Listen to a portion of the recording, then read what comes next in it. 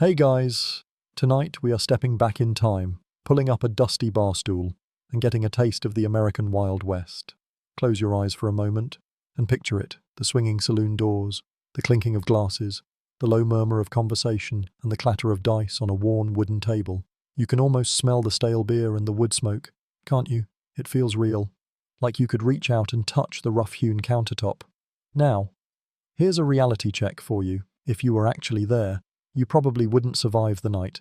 It's best we're just armchair historians for this journey. So, before you get comfortable, take a moment to like the video and subscribe, but only if you genuinely enjoy what I do here. Let me know where you're listening from and what time it is for you in the comments. Now, dim the lights, maybe turn on a fan for that soft background hum, and let's ease into tonight's journey together. You might think that a Wild West saloon was just a place for men to get rowdy and drink cheap whiskey, but you'd be missing a huge, and frankly, gross, part of the story. The saloon was also a restaurant, of a sort, serving up a spread of food that ranged from the surprisingly sophisticated to the truly stomach-churning. We're going to begin our adventure not with a shot of rot-gut whiskey, but with what was on the menu. The variety of food on offer depended heavily on the saloon's location and its clientele. In a bustling railroad town, you might find a different spread than you would in a remote mining camp. But one thing was constant: the food was designed to do one thing, make you thirsty. The very concept of a saloon, in its purest form, was about providing a place for travelers and locals to socialize, get news, and find a measure of comfort in an often harsh and unforgiving landscape. Food was a key part of that. It wasn't about fine dining. No, it was about substance. It was about making sure you didn't drink on an empty stomach, which would be bad for business. Or so they said. A full stomach meant you could drink more. And a more well-fed patron was a more predictable patron, or so the saloon owners hoped. You'd find things like boiled eggs, pretzels, and crackers, simple, high-salt items that cost little and did a lot to boost the bar tab. Historians still argue whether the free lunch was a genuine gesture of hospitality or a cynical business ploy from the start. It was probably a bit of both, but you can guess which motivation usually won out. One of the most famous offerings was the free lunch, a tradition that lured patrons in with the promise of food but was a clever trick in disguise. We'll get into the details of that in our next section, but for now, just know that the free part was a bit of a misnomer.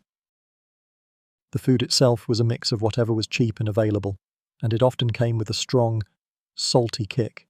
Imagine walking into a saloon on a dusty day, your throat parched from a long ride. You see a spread of food laid out on the bar, just waiting for you. It's not a 3-course meal, but it's something.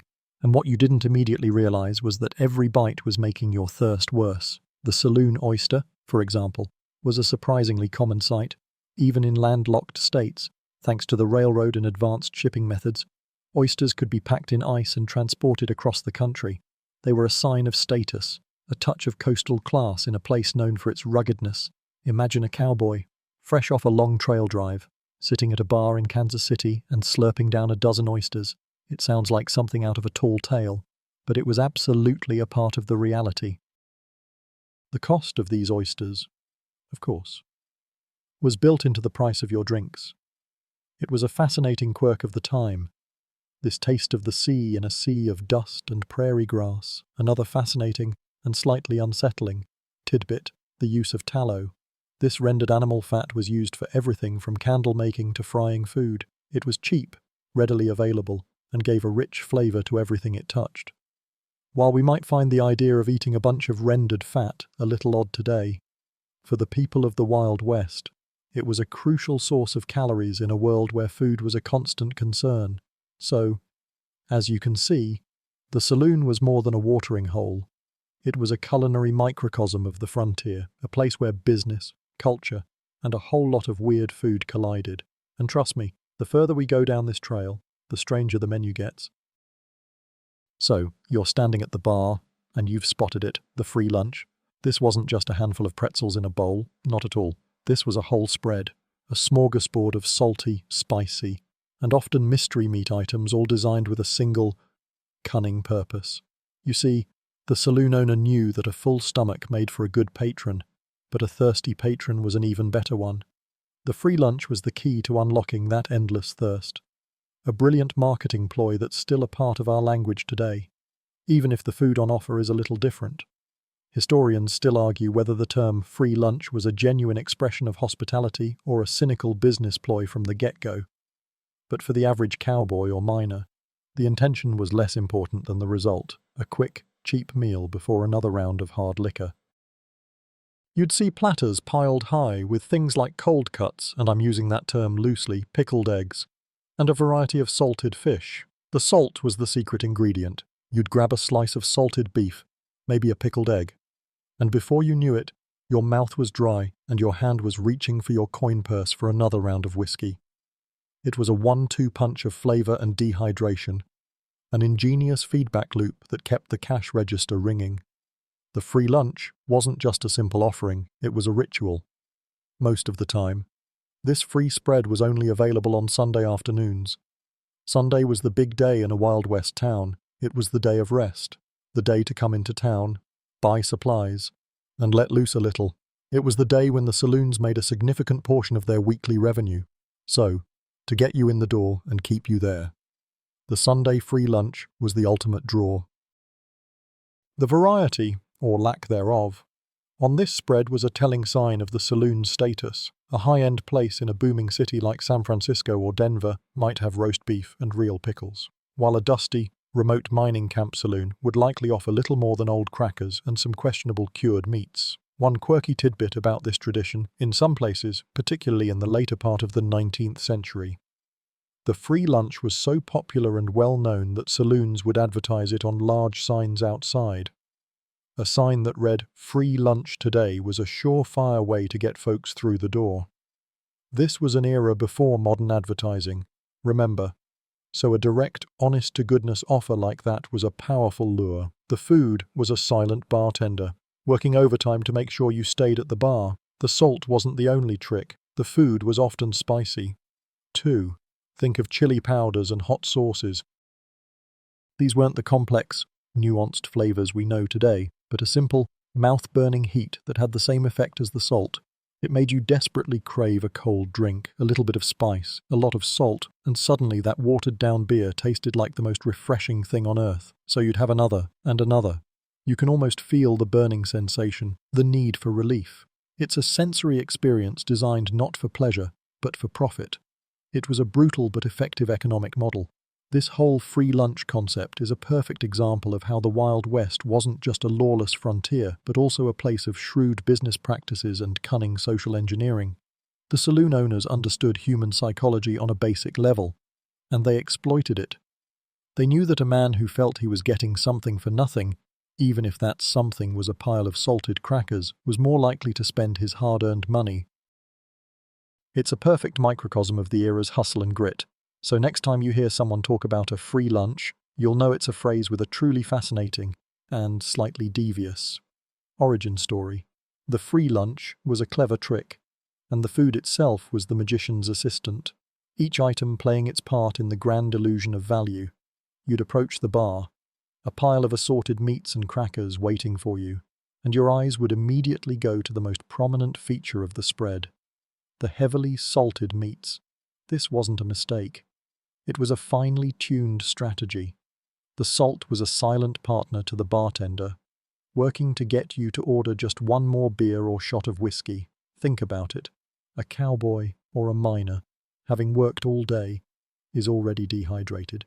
He comes into the saloon, and the first thing he sees is a plate of dried beef or ham, glistening with salt crystals. The visual alone is enough to start the mouth watering, a primal response to the promise of nourishment. He grabs a slice, takes a bite, and the salt hits his tongue with a powerful, almost overwhelming flavor. This taste, this sudden jolt of sodium, sends a signal to his brain that says, "You need water. You need it now." But what's the most convenient liquid in a saloon? Not a glass of water, which might be free but rarely encouraged, but a glass of something with a little kick. The meats were not just salted, they were also often cured or smoked to a point of near petrification. This was a necessity. Of course, refrigeration was a fantasy for most of the West, so preservation was key. Salting and smoking were the primary methods, and while they kept the meat from spoiling, they also turned it into a dehydration machine. The meat itself was often of low quality, the cuts that no one else wanted, but once it was cured and coated in salt, it was hard to tell the difference. This was a great way for saloon owners to turn a profit on otherwise unsellable stock. A piece of dried out, salty mystery meat might not have been a delicacy, but it was food, and that was often enough. One of the more quirky tidbits from this era is the sheer variety of salted foods on offer. It wasn't just beef and ham. You could find salted cod, dried herring, and even pickled sausages. These were all foods that could be transported easily, stored for long periods without spoilage, and, most importantly, contained a huge amount of sodium.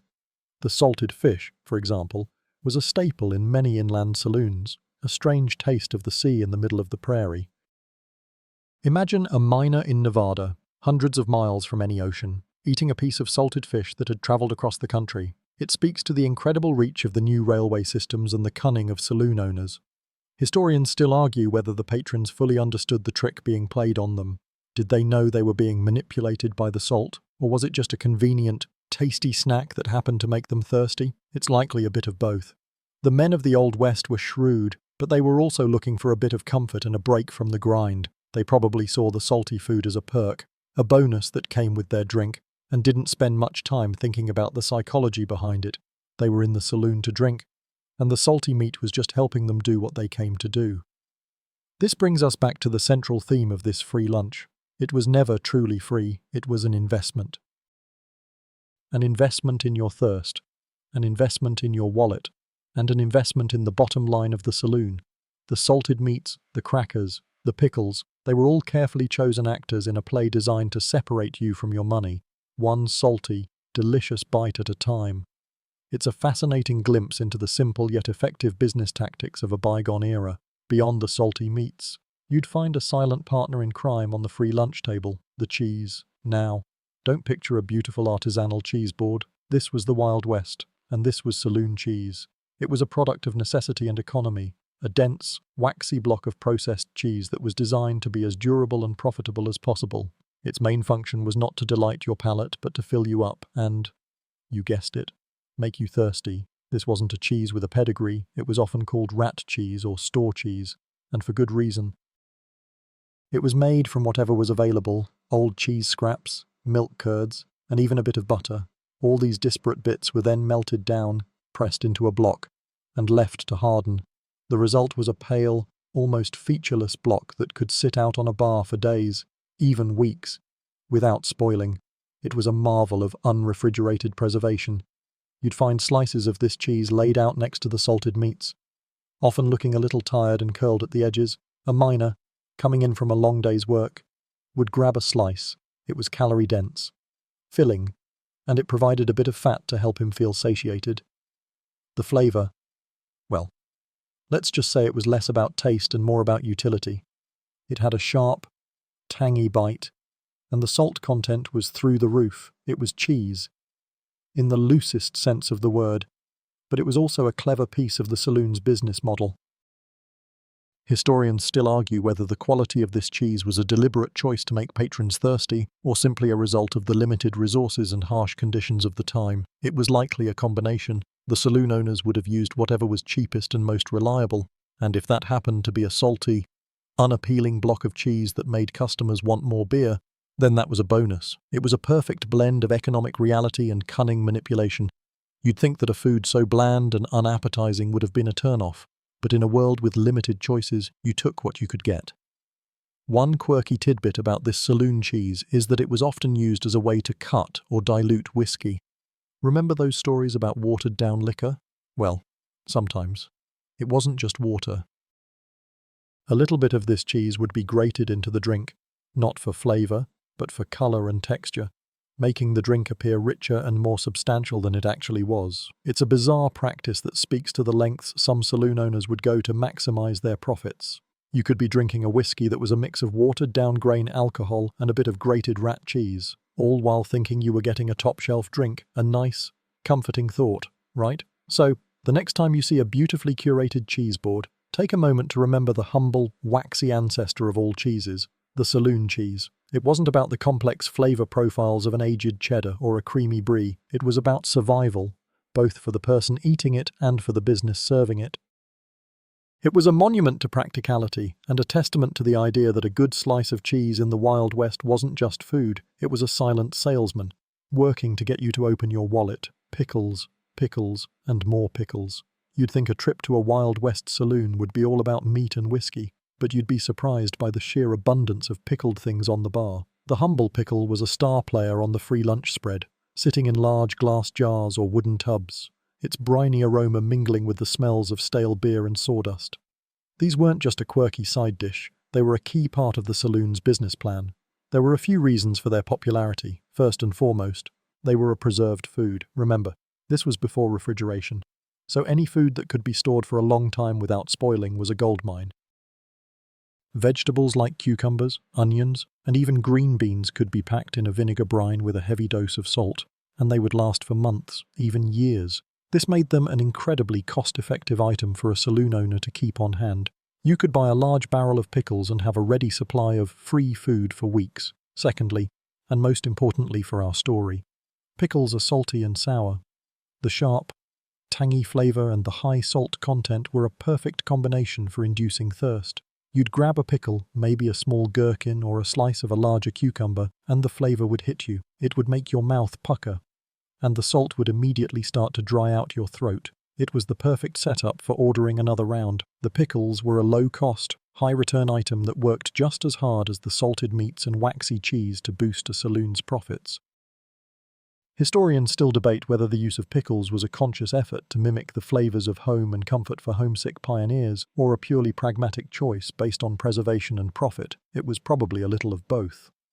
The familiar taste of a pickled vegetable could offer a small bit of solace in a strange and often brutal world, but the saloon owners were also savvy businessmen, and they knew that the same taste that offered comfort was also making their customers thirsty. It was a win-win. From their perspective, a quirky tidbit about pickles in the Wild West, in some of the more remote, lawless towns, there was a folk belief that eating a pickle before a fight would make you tougher. The sourness and the shock of the flavor were said to prepare your body for the pain of a brawl. It's a completely unsubstantiated belief, of course, but it speaks to the almost mythical status that some of these everyday foods took on in the frontier. It was a world of superstition and folklore. And even a simple pickle could become a part of the legend. So, next time you bite into a sour pickle, remember its Wild West ancestor. It wasn't just a crunchy snack, it was a carefully deployed tool of commerce. It was a testament to the ingenuity of a time when every single item had to serve a purpose, and that purpose was usually survival or, in the case of the saloon, profit. These simple, preserved vegetables tell a much larger story about the economy and the culture of the American frontier. They show us that even the most boring, seemingly insignificant historical details can reveal the cleverness and grit of the people who lived them. Now, this is where things get truly interesting, and a little bit strange. We've talked about salted meats, waxy cheese, and sour pickles, all staples of the free lunch. But what about a food that was the complete opposite of a cowboy's trail diet? Let's talk about oysters in the American West. You'd be forgiven for thinking this was a joke, a historical falsehood, but it's absolutely true. Despite being hundreds, or even thousands, of miles from the nearest coastline, oysters were a surprisingly popular and often expensive treat in inland saloons and restaurants. The logistics alone were a marvel of the time. Oysters, pulled from the cold waters of the Atlantic or Pacific, had to be shucked and packed on ice. The invention of the refrigerator car in the 1860s was a game-changer. These insulated rail cars, filled with blocks of ice harvested from frozen lakes and rivers, could transport perishable goods across the vast continent. The journey was still a race against time and temperature, but it was now possible. Oysters would arrive in places like Denver and Kansas City, still fresh, or at least fresh enough to be considered a luxury. Serving oysters was a status symbol for the saloon owner. It showed that he was connected, that he had the resources to bring in a delicacy from a faraway place. It signaled a level of sophistication that was a stark contrast to the rough-and-tumble environment of a mining town. Patrons would pay a premium for them, a little taste of the coast in a world of dust and sagebrush. They were often served raw on the half-shell, or fried, or, most commonly, in a stew. Oyster stew was a popular, hearty dish that stretched the expensive oysters a bit further, turning them into a meal. Historians still argue whether the popularity of oysters was a genuine demand from the frontier folk or a clever marketing ploy by the railroads and seafood suppliers. It was probably a little of both. The railroads were eager to prove their capabilities and expand their markets. And what better way to do that than by selling fresh seafood in the middle of a desert? And for the people who were making their fortunes, or trying to, on the frontier, having a taste of the good life was a powerful lure. One quirky tidbit: the most popular oyster of the era was the Olympia oyster from the Pacific Northwest. It was small but had a powerful, sweet flavor that was prized by gourmands of the day. The fact that this small shellfish, harvested in what is now Washington state, was being slurped down in saloons across the Rockies is a testament to the sheer ambition of the era. The Wild West wasn't just a place of rugged individualism, it was also a place of rapid technological advancement and global commerce. So, next time you think of a cowboy at a saloon, don't just picture him with a shot of whiskey. Imagine him with a bowl of oyster stew. It was a fusion of two very different worlds: the gritty, earthy reality of the frontier and the cool, briny elegance of the sea. It's a fascinating and often forgotten detail that shows us just how interconnected the country was becoming, even in its most remote corners. We've talked about the salty meats, the waxy cheese, the crunchy pickles, and the surprising oysters.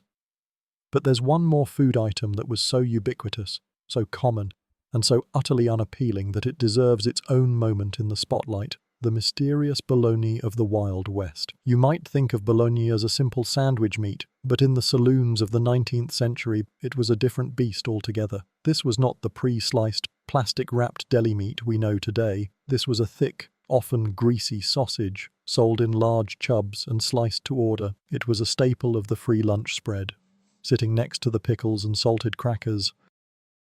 Its origins were often dubious. A mix of various cuts of meat, usually pork and beef, but sometimes even wild game, ground together with a generous amount of fat, salt, and spices. It was then packed into a casing and smoked or cured. The result was a product that was both highly portable and incredibly long-lasting. It was the perfect food for a frontier where refrigeration was non-existent.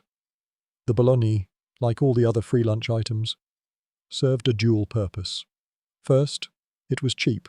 It was a way for saloon owners to provide a filling, high-calorie food without spending a lot of money.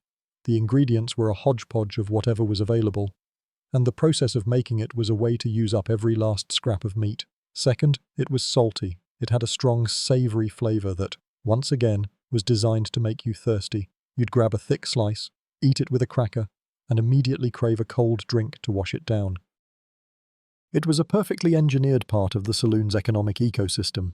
Historians still argue whether the mystery meat nature of this bologna was a known fact or a carefully guarded secret. Did the patrons know what they were eating, or was it simply accepted as a part of the free lunch? It's likely that a lot of people just didn't ask questions. In a world where food was a constant concern, you were often just happy to have something to eat. A slice of salty bologna, no matter its origin, was a welcome sight after a long, hard day. One quirky tidbit: in some of the more remote saloons, the bologna was hung from the rafters or from a hook behind the bar. A long, thick sausage just waiting to be sliced. This was not only a way to keep it out of the way, but it was also an advertisement. A big chub of bologna hanging in the saloon was a sign that food was available and that the owner was willing to provide for his patrons. It was a visual cue, a promise of a free meal, the image of a cowboy bellied up to the bar, and a long, dark sausage hanging above his head is a vivid and, frankly, a little gross part of the Wild West's culinary history. So, the next time you're in the deli and you see a chub of bologna, remember its storied past. It was more than just a processed meat. It was a symbol of ingenuity, a testament to a time when people had to make do with what they had, and a silent partner to the bartender, working to make sure you had a good, long, and thirsty stay. From the salty meats and mystery bologna, we moved to a food that was the very definition of unyielding durability: hardtack.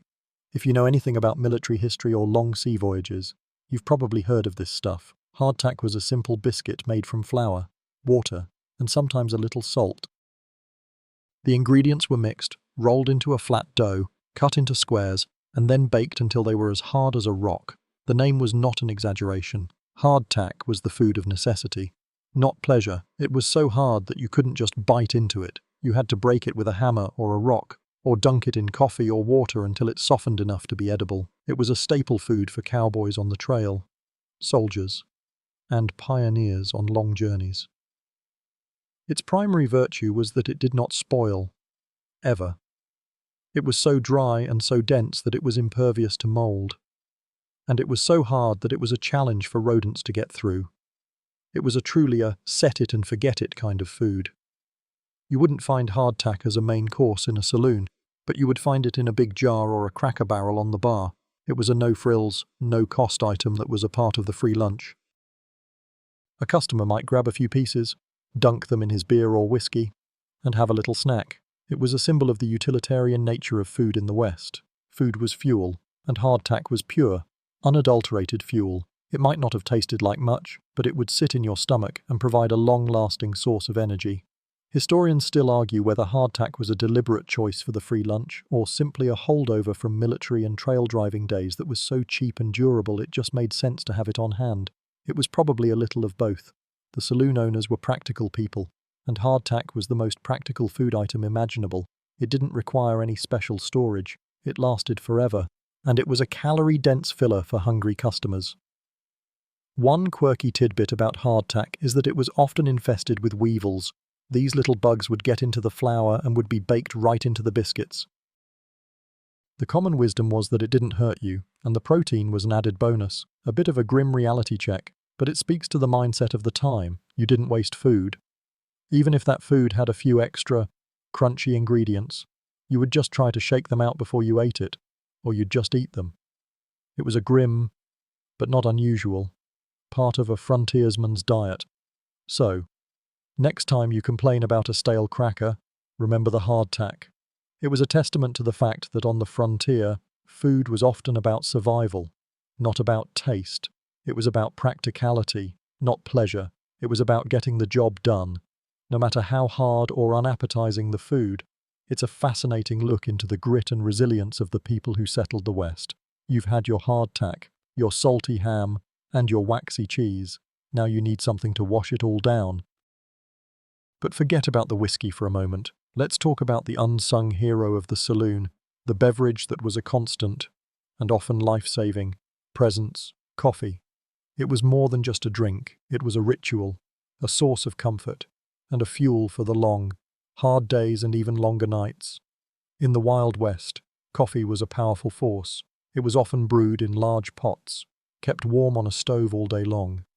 The coffee itself was not the refined, single-origin pour-over we know today. It was a dark, often bitter brew made from whatever beans were available, and they were often roasted to the point of being nearly burnt.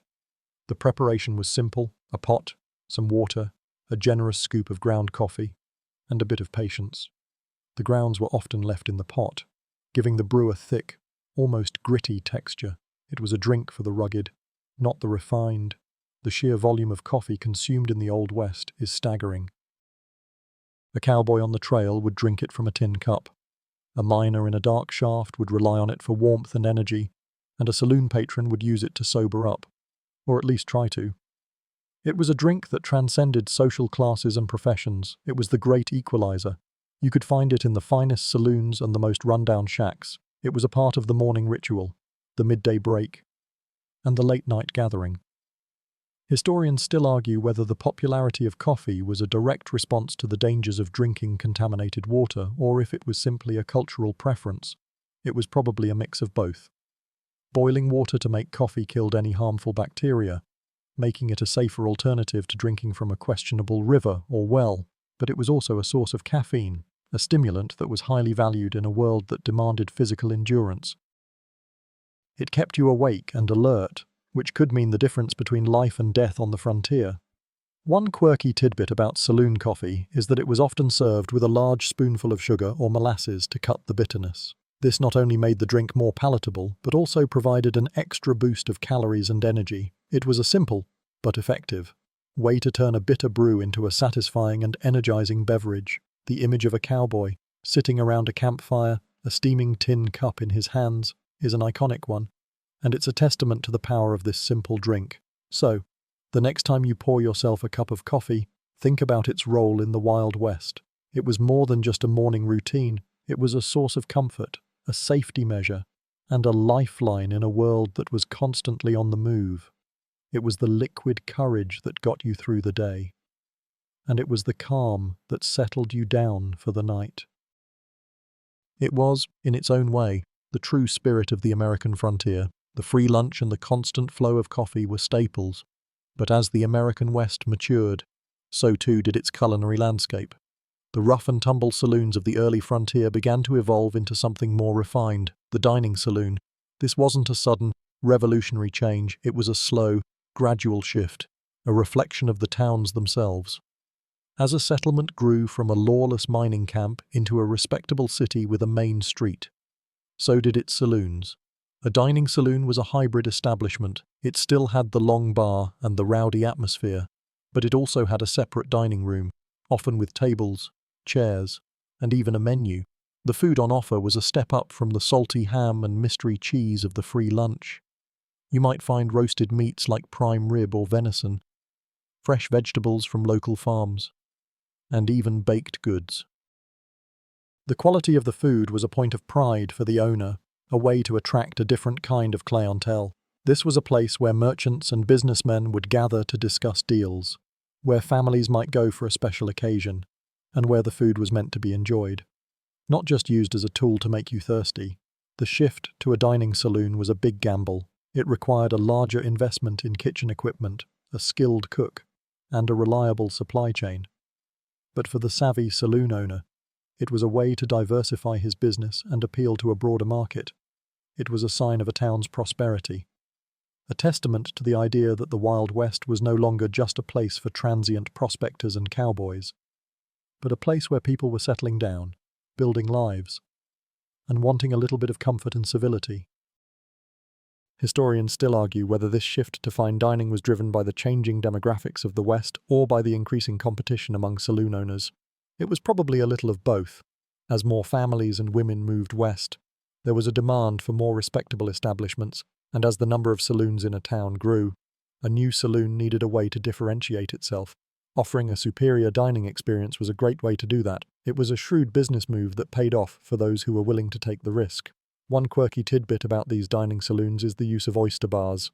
We talked about the popularity of oysters, but in these new establishments, the oyster bar became a feature in itself. Patrons could stand at a separate counter and have oysters shucked and served to them on the spot. It was a fast, elegant, and very urban experience in the middle of the frontier.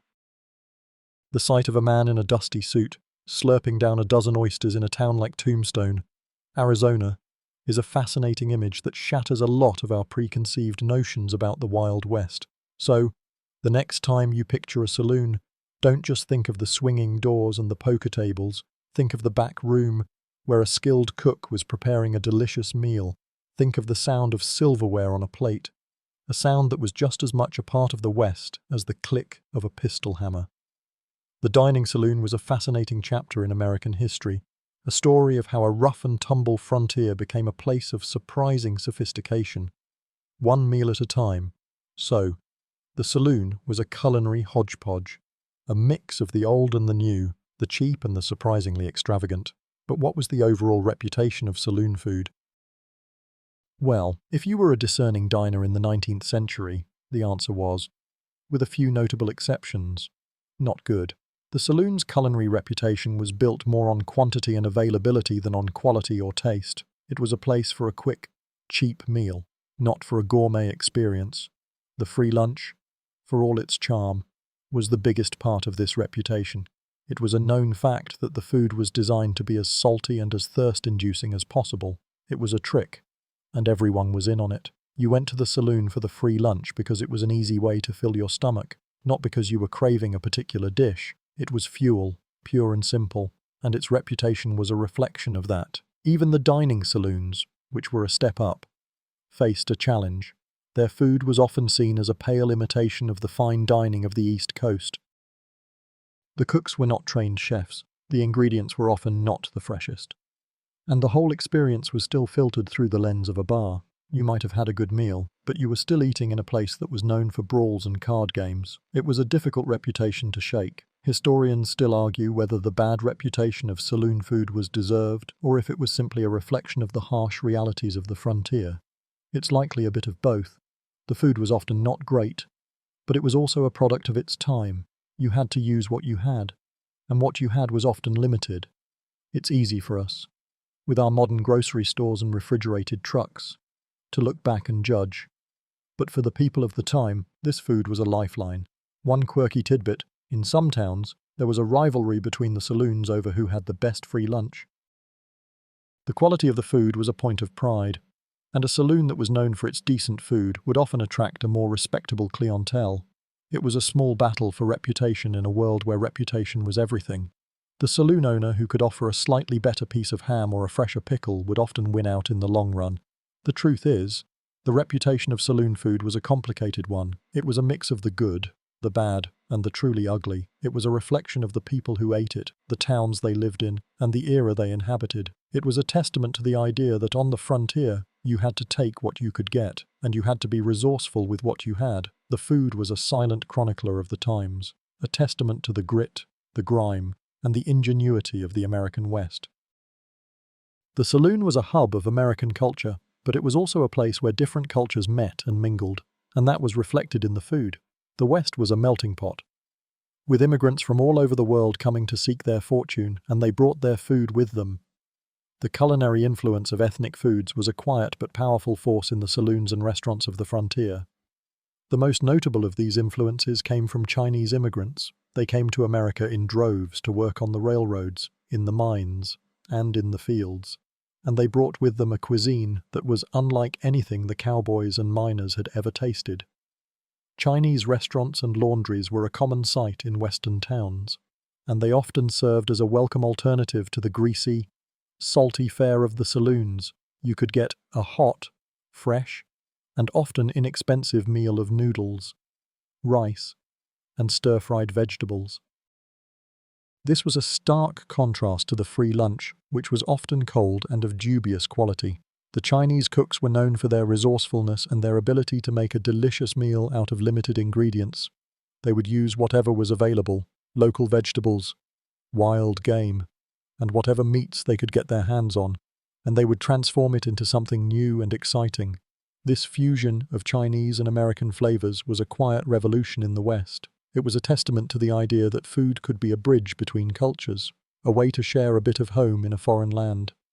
Historians still argue whether the Chinese food in the West was a genuine culinary exchange or if it was simply a business of convenience, a way for Chinese immigrants to make a living in a society that was often hostile to them. It was likely a bit of both. The Chinese laundries and restaurants were a way to carve out a niche in a competitive market, and the food they served was a way to make a living. But for the people who ate it, it was a chance to try something new, to break out of the monotony of the standard frontier diet. One quirky tidbit: the chop suey legend. The story goes that a group of Chinese immigrants, faced with a demand for food from a group of rowdy miners, simply threw whatever they had in a pan and created the dish known as chop suey. While this is likely a bit of folklore, it speaks to the perception of Chinese cooking as being a resourceful, creative, and often improvised form of cuisine. It was a food born of necessity, but it was also a food that was delicious and satisfying. So, the next time you order Chinese takeout, remember its humble beginnings on the American frontier.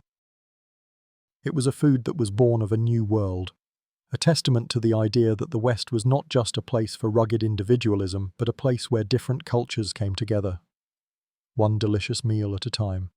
It was a story of survival, a story of ingenuity, and a story of a quiet revolution that took place in the kitchens and back alleys of the Old West. The American West was a landscape of change, and nowhere was that more evident than in its saloons.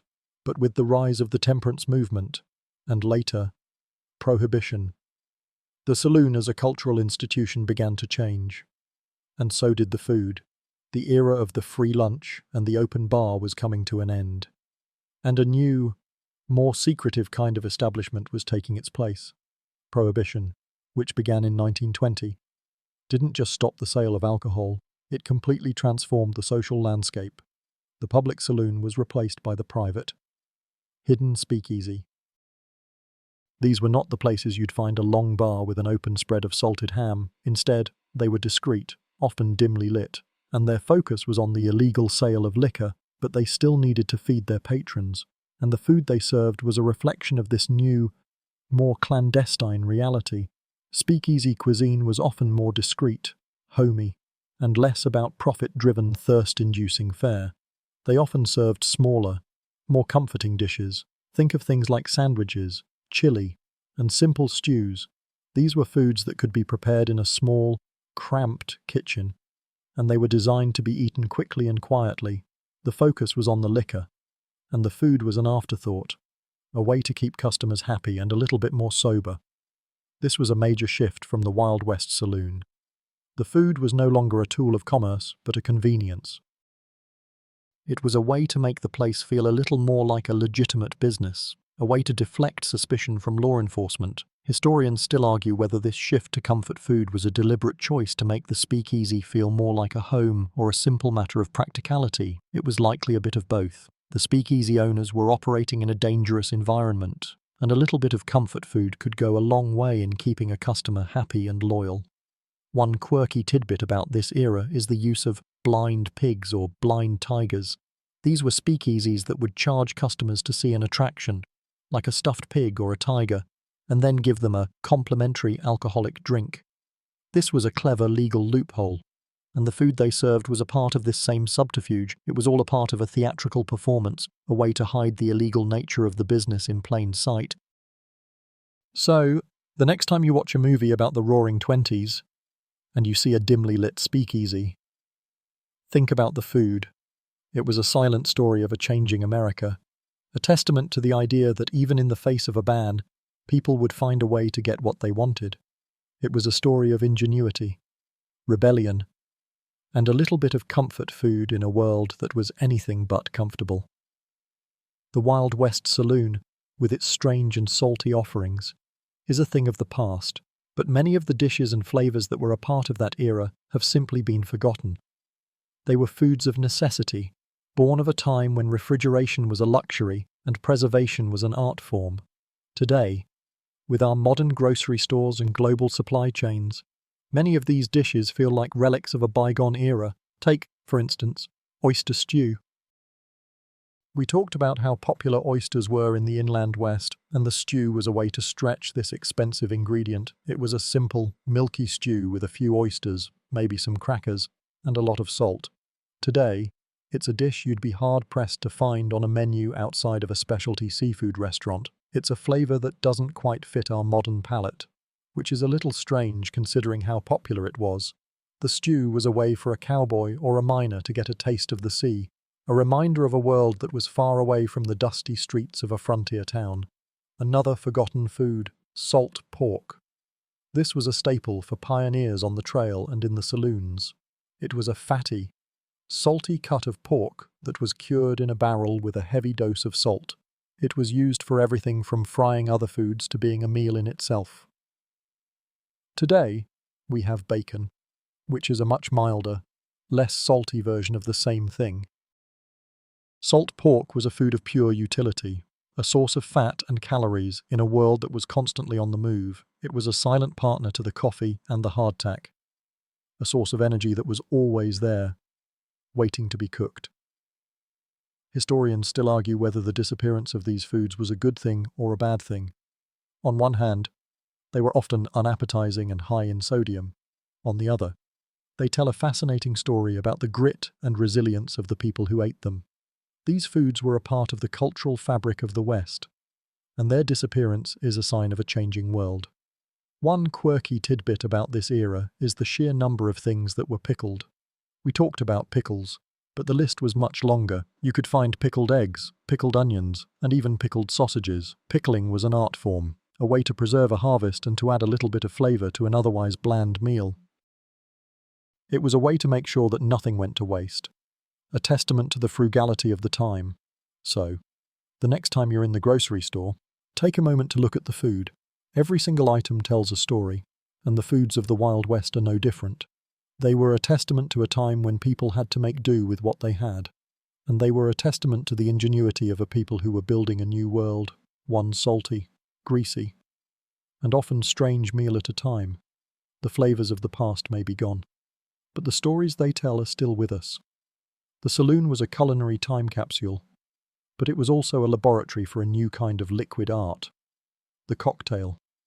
While whiskey was the undisputed king, the bartenders of the Wild West were not content to simply pour a shot. They were mixers, alchemists, and innovators, taking whatever ingredients they had on hand and creating a new kind of drink that was both delicious and, often, a little bit dangerous.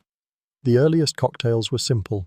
They were often just a mix of whiskey and a little sugar or molasses to cut the harshness of the cheap liquor. The most famous of these was the old-fashioned. It was a simple yet elegant drink, a lump of sugar, a few dashes of bitters, a splash of water, and a generous pour of whiskey. It was a classic for a reason. It took a cheap, harsh liquor and transformed it into something smooth and palatable. It was a drink for a man who wanted a little bit of civility in his life, even if he was sitting in a dusty saloon in the middle of nowhere. As the West grew and more ingredients became available, the cocktails became more complex. Bartenders would use whatever they could get their hands on, fruit juices, syrups, and even things like eggs and cream. The goal was to create a drink that was both delicious and unique. This was an era before corporate recipes and standardized drinks. A bartender in a saloon was a creative artist, and his recipes were his own. The whiskey sour, for example, was a simple mix of whiskey, lemon juice, and sugar. The lemon juice was an important addition, not just for flavor, but for its anti-scorbutic properties. A bit of vitamin C was a welcome addition in a world where fresh fruit was a rare luxury. Historians still argue whether the cocktail was a genuine culinary innovation or a cynical business ploy to make cheap liquor taste better. It was likely a bit of both. The saloon owners were always looking for a way to make a profit, and the cocktail was a great way to do that. But the bartenders were also artists, and they took pride in their work. They were creating something new, something that was a reflection of the unique American culture that was being born on the frontier. One quirky tidbit about these early cocktails is the use of eggs. You might think of eggs as a breakfast food, but in the Wild West, they were a common ingredient in cocktails. The whiskey flip was a classic. It was a mix of whiskey, sugar, and a whole egg, shaken until it was frothy and smooth. It sounds a little strange to our modern ears, but for a person on the frontier, it was a delicious and calorie-dense drink. So, the next time you order a cocktail, remember its Wild West ancestors. These were not just drinks, they were a testament to the ingenuity and creativity of a people who were building a new world. They were a mix of the old and the new, the familiar and the strange. They were a part of the story of the American frontier, one delicious and often dangerous. Sip at a time, you've got your hardtack, your salty ham, your whiskey cocktail, and your oyster stew. But you've still got one problem. Everything is at room temperature. For us, with our refrigerators and freezers, this is a minor inconvenience. But for the people of the Wild West, a chilled drink or a cold piece of food was a rare and precious luxury. The story of ice in the American West is a fascinating chapter in the history of logistics, technology, and commerce. Ice was not just a convenience, it was a symbol of status. In a dusty, hot frontier town, a saloon that could offer a cold beer or a drink on the rocks was a step above the competition. The demand was so high that an entire industry, the ice harvesting industry, sprang up to meet it. In the winter, on frozen lakes and rivers in the north, workers would cut large blocks of ice and store them in massive, insulated ice houses. These blocks would then be transported by rail and by wagon to the saloons and hotels of the West. The process was a logistical marvel. The ice had to be packed in sawdust or straw to keep it from melting, and the journey could take weeks. It was a race against the sun, a constant battle to keep the ice frozen. The losses were enormous, but the profits were so great that it was worth the risk. A saloon owner who could offer a cold drink was a popular man, and he could charge a premium for the luxury.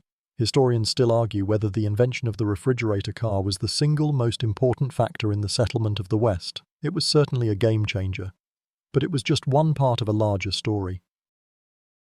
The ability to transport perishable goods like meat, fruit, and, most importantly, ice, transformed the economy and the culture of the West. It allowed for the creation of new businesses, From ice cream parlors to meat-packing plants, it was a silent revolution, one that took place on the rails and in the ice houses of the frontier. One quirky tidbit about this era is the sheer ingenuity of the icemen. They would often use huge ice blocks to cool entire rooms or to create makeshift refrigerators. They would build a small, insulated room in the back of a saloon, and they would stack large blocks of ice inside. The cold air would then flow out into the main bar, providing a bit of relief from the brutal heat. It was a simple, but effective, form of air conditioning. So, the next time you drop a few ice cubes into your drink, take a moment to remember their journey. They were not just frozen water, they were a symbol of progress, a testament to the ingenuity of a people who were building a new world. They were a part of the story of the American frontier, one delicious and often dangerous.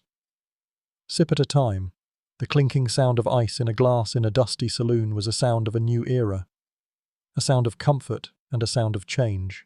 So, you have the salty food, the mysterious cheese, and the cold drinks. But what about the most basic of all beverages, the humble and often overlooked water?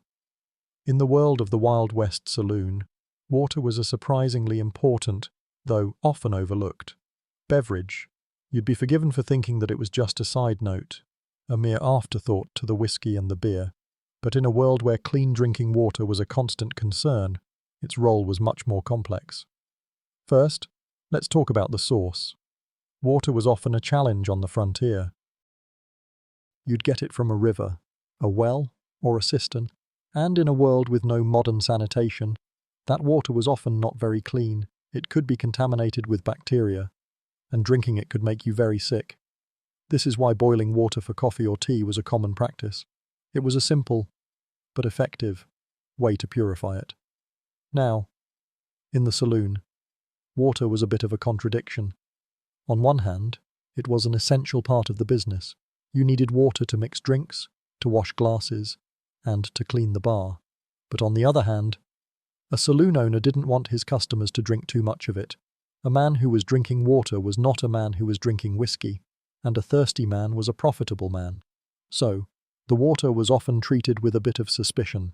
Historians still argue whether the practice of watering down whiskey was a deliberate deception or simply a way to make the drink go further and last longer. It was likely a bit of both. The saloon owners were shrewd businessmen, and they knew that they could make more money by selling a diluted product. But for the patrons, a slightly watered-down whiskey might have been a welcome relief from the harsh, raw liquor that was often on offer. One quirky tidbit about water in the Wild West is the use of soda water. This was a luxury, a fizzy, carbonated water that was often made on the spot with a soda fountain. It was a new and exciting drink, and it was often mixed with syrups to create sweet, sugary concoctions. The soda fountain was a sign of a new era, a testament to the idea that the saloon was not just a place for hard-drinking men, but a place for new and interesting experiences. So, the next time you pour yourself a glass of water, remember its complex history on the American frontier.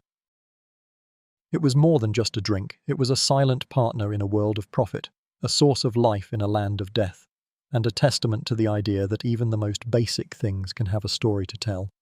The saloon was, at its core, a social hub.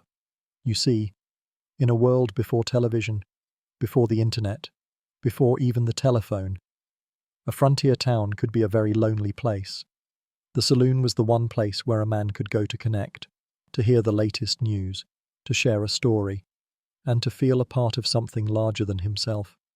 It was more than a place to drink. It was a community centre, a de facto town hall. You'd walk through those swinging doors, and you'd be stepping into the heart of the town's social life. You'd find people from all walks of life, the weathered cowboy, the grizzled miner, the dapper gambler, and the local merchant.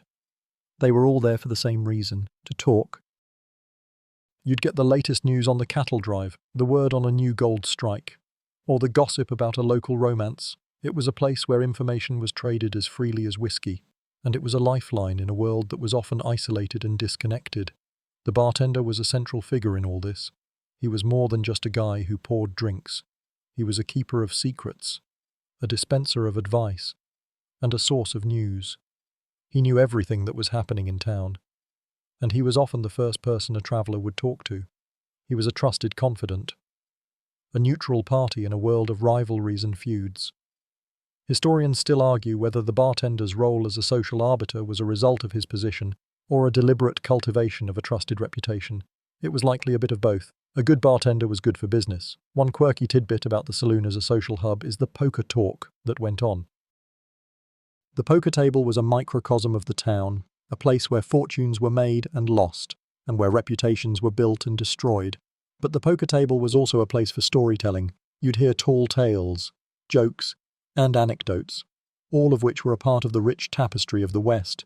It was a place where a man could be a hero, a villain, or a fool, and all of it was just a part of the game. So, the next time you think of a Wild West saloon, don't just picture a dusty bar and a drunk cowboy. Picture a place filled with laughter, with conversation, with the murmur of 100 different stories being told all at once. It was a place of connection in a world of isolation, a place of community in a land of individualism. It was a social hub, and it was just as important for a man's mind as it was for his body. The saloon wasn't just about food and conversation, it was a center for entertainment. And I'm not talking about a band playing a little fiddle music in the corner.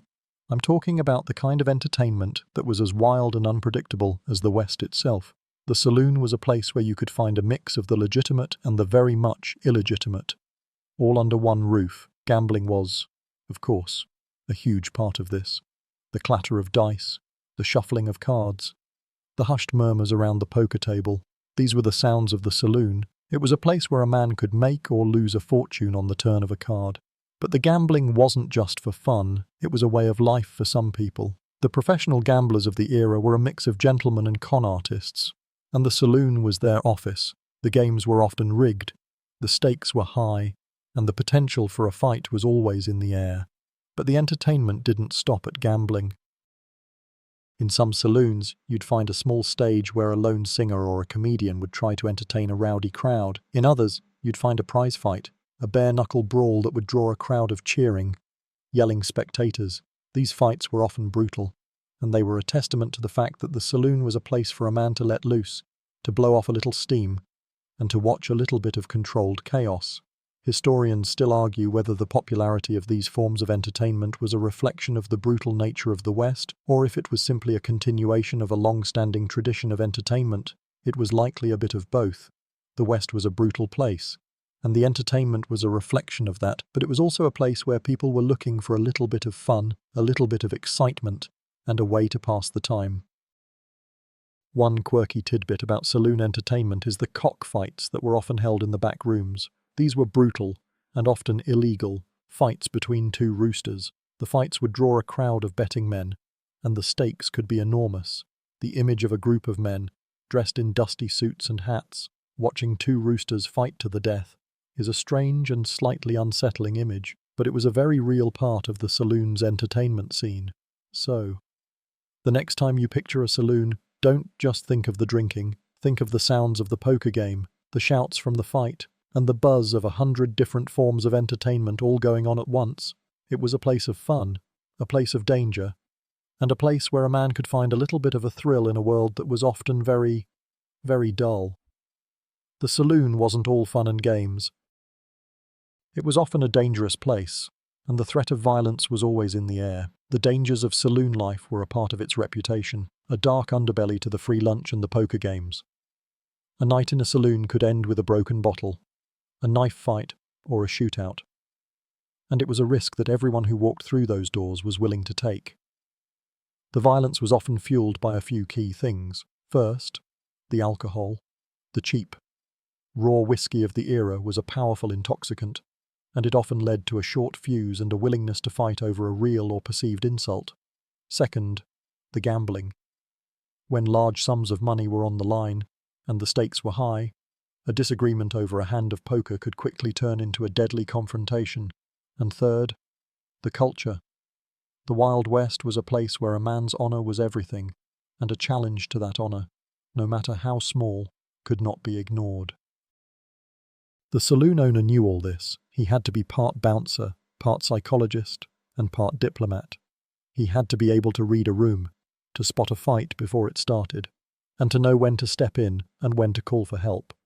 The famous house rules of a saloon were often a reflection of this. Things like no guns at the bar or no fighting were not just for show, they were a way to try and maintain a semblance of order in a world that was often lawless. Historians still argue whether the violence in the saloons was a true reflection of the American frontier or if it was a dramatic exaggeration that was later sensationalized in popular culture. It was likely a bit of both. There were certainly violent incidents, but they were probably not as common as the movies would have you believe. The saloon owners were businessmen, and a fight was bad for business. It scared away customers, and it could lead to a visit from the local marshal. One quirky tidbit about saloon violence is the use of spittoons. These brass or ceramic pots were a common sight in saloons, and they were used for spitting chewing tobacco, but they were also used as a weapon. A man in a bar fight might grab a spittoon and use it to hit his opponent, a messy but effective way to end a fight. It's a small detail, but it speaks to the resourcefulness of the era, and the fact that a man would use whatever he had on hand to win a fight. So, the next time you picture a Wild West saloon, don't just think of the fun and games. Think of the tension, the danger, and the constant threat of violence. It was a place where a good time could turn into a bad time in the blink of an eye. And it was a testament to the fact that on the frontier, you always had to be ready for a fight. The saloon was a man's world, or so the popular narrative goes. But the reality was much more complex. And the women in the Wild West saloon played a more varied and important role than you might think. They were not just the damsels in distress or the fallen women of the movies. They were business owners, performers, and often the silent partners in a saloon's success. The most visible women in the saloon were the saloon girls, or dance hall girls. These women worked for the saloon, often entertaining the patrons with song, dance, and conversation. They were a draw for the men, a source of companionship in a world that was often lonely. But their role was more than just a performance. They were often savvy businesswomen, earning a percentage of the drinks they encouraged the patrons to buy. A saloon girl who was good at her job was a valuable asset, and she could make a good living for herself. But not all women in the saloon were performers. Some were the owners themselves. A woman who was widowed or left on her own might take over her husband's saloon, and she would often be just as tough and as shrewd as any man. These women were a part of the economic fabric of the West, and their success was a testament to their grit and their business acumen. They were not just a part of the story, they were a part of the action. Historians still argue whether the presence of women in saloons was a sign of the West's social progress or a continuation of a long tradition of gender exploitation. It was likely a bit of both. The women who worked in saloons were often in a precarious position, and they were at the mercy of the men who frequented the establishments. But they were also carving out a living for themselves in a world with limited options. And they were often more independent than the women of the East. One quirky tidbit about women in saloons is the phenomenon of the respectable saloon. These were saloons that catered to a more upscale clientele, and they often had a separate room for women and families. This was a way for a saloon owner to signal that his establishment was not just for rowdy, single men. It was a sign of a town's growing maturity, and a testament to the fact that women were becoming a larger part of the West's social and cultural landscape. So, the next time you picture a saloon, don't just think of the men. Think of the women, the saloon girls, the owners, and the performers. They were a vital part of the story, and their presence tells us a lot about the changing nature of the American frontier. They were a testament to the idea that the West was not just a place for men to make their fortune, but a place for women to find their own way. The saloon was a fixture of the Wild West, a symbol of its lawlessness and its grit. But it was also a target. As the West became more settled, a new social and political force began to rise, the temperance movement. This was a movement of women, ministers, and reformers who saw alcohol as the root of all evil, and they set their sights squarely on the saloon. The temperance movement was more than just a call for moderation, it was a crusade. The reformers believed that alcohol was responsible for poverty, crime, and domestic violence, and they saw the saloon as a place where men were led astray. They would organize protests, march on saloons, and give impassioned speeches in town squares. They were a powerful force, and their message resonated with a lot of people who were tired of the chaos and the violence of the frontier. the movement had a huge impact on the saloon business. In some towns, they were able to get local ordinances passed that would limit the number of saloons or restrict their hours of operation. In others, they were able to get entire towns to vote themselves dry, making the sale of alcohol illegal. This was a direct threat to the saloon owners, and they fought back, often with violence and political maneuvering. Historians still argue whether the temperance movement was a genuine effort to improve society or a thinly veiled attempt to control the working class and the immigrant populations. It was likely a bit of both. The reformers were genuinely concerned about the well-being of their communities, but they also had a moralistic, and often condescending, view of the men who frequented the saloons. The movement was a complex mix of social reform and cultural prejudice. One quirky tidbit about the temperance movement is the use of the hatchetation tactic. This was a form of protest where women would march on a saloon with hatchets and destroy the bottles and the bar. The most famous of these hatchetations was carried out by Carrie Nation, a fiery and fearless woman who became a folk hero to some and a menace to others. Her actions were a powerful symbol of the movement's anger and its determination to shut down the saloons once and for all.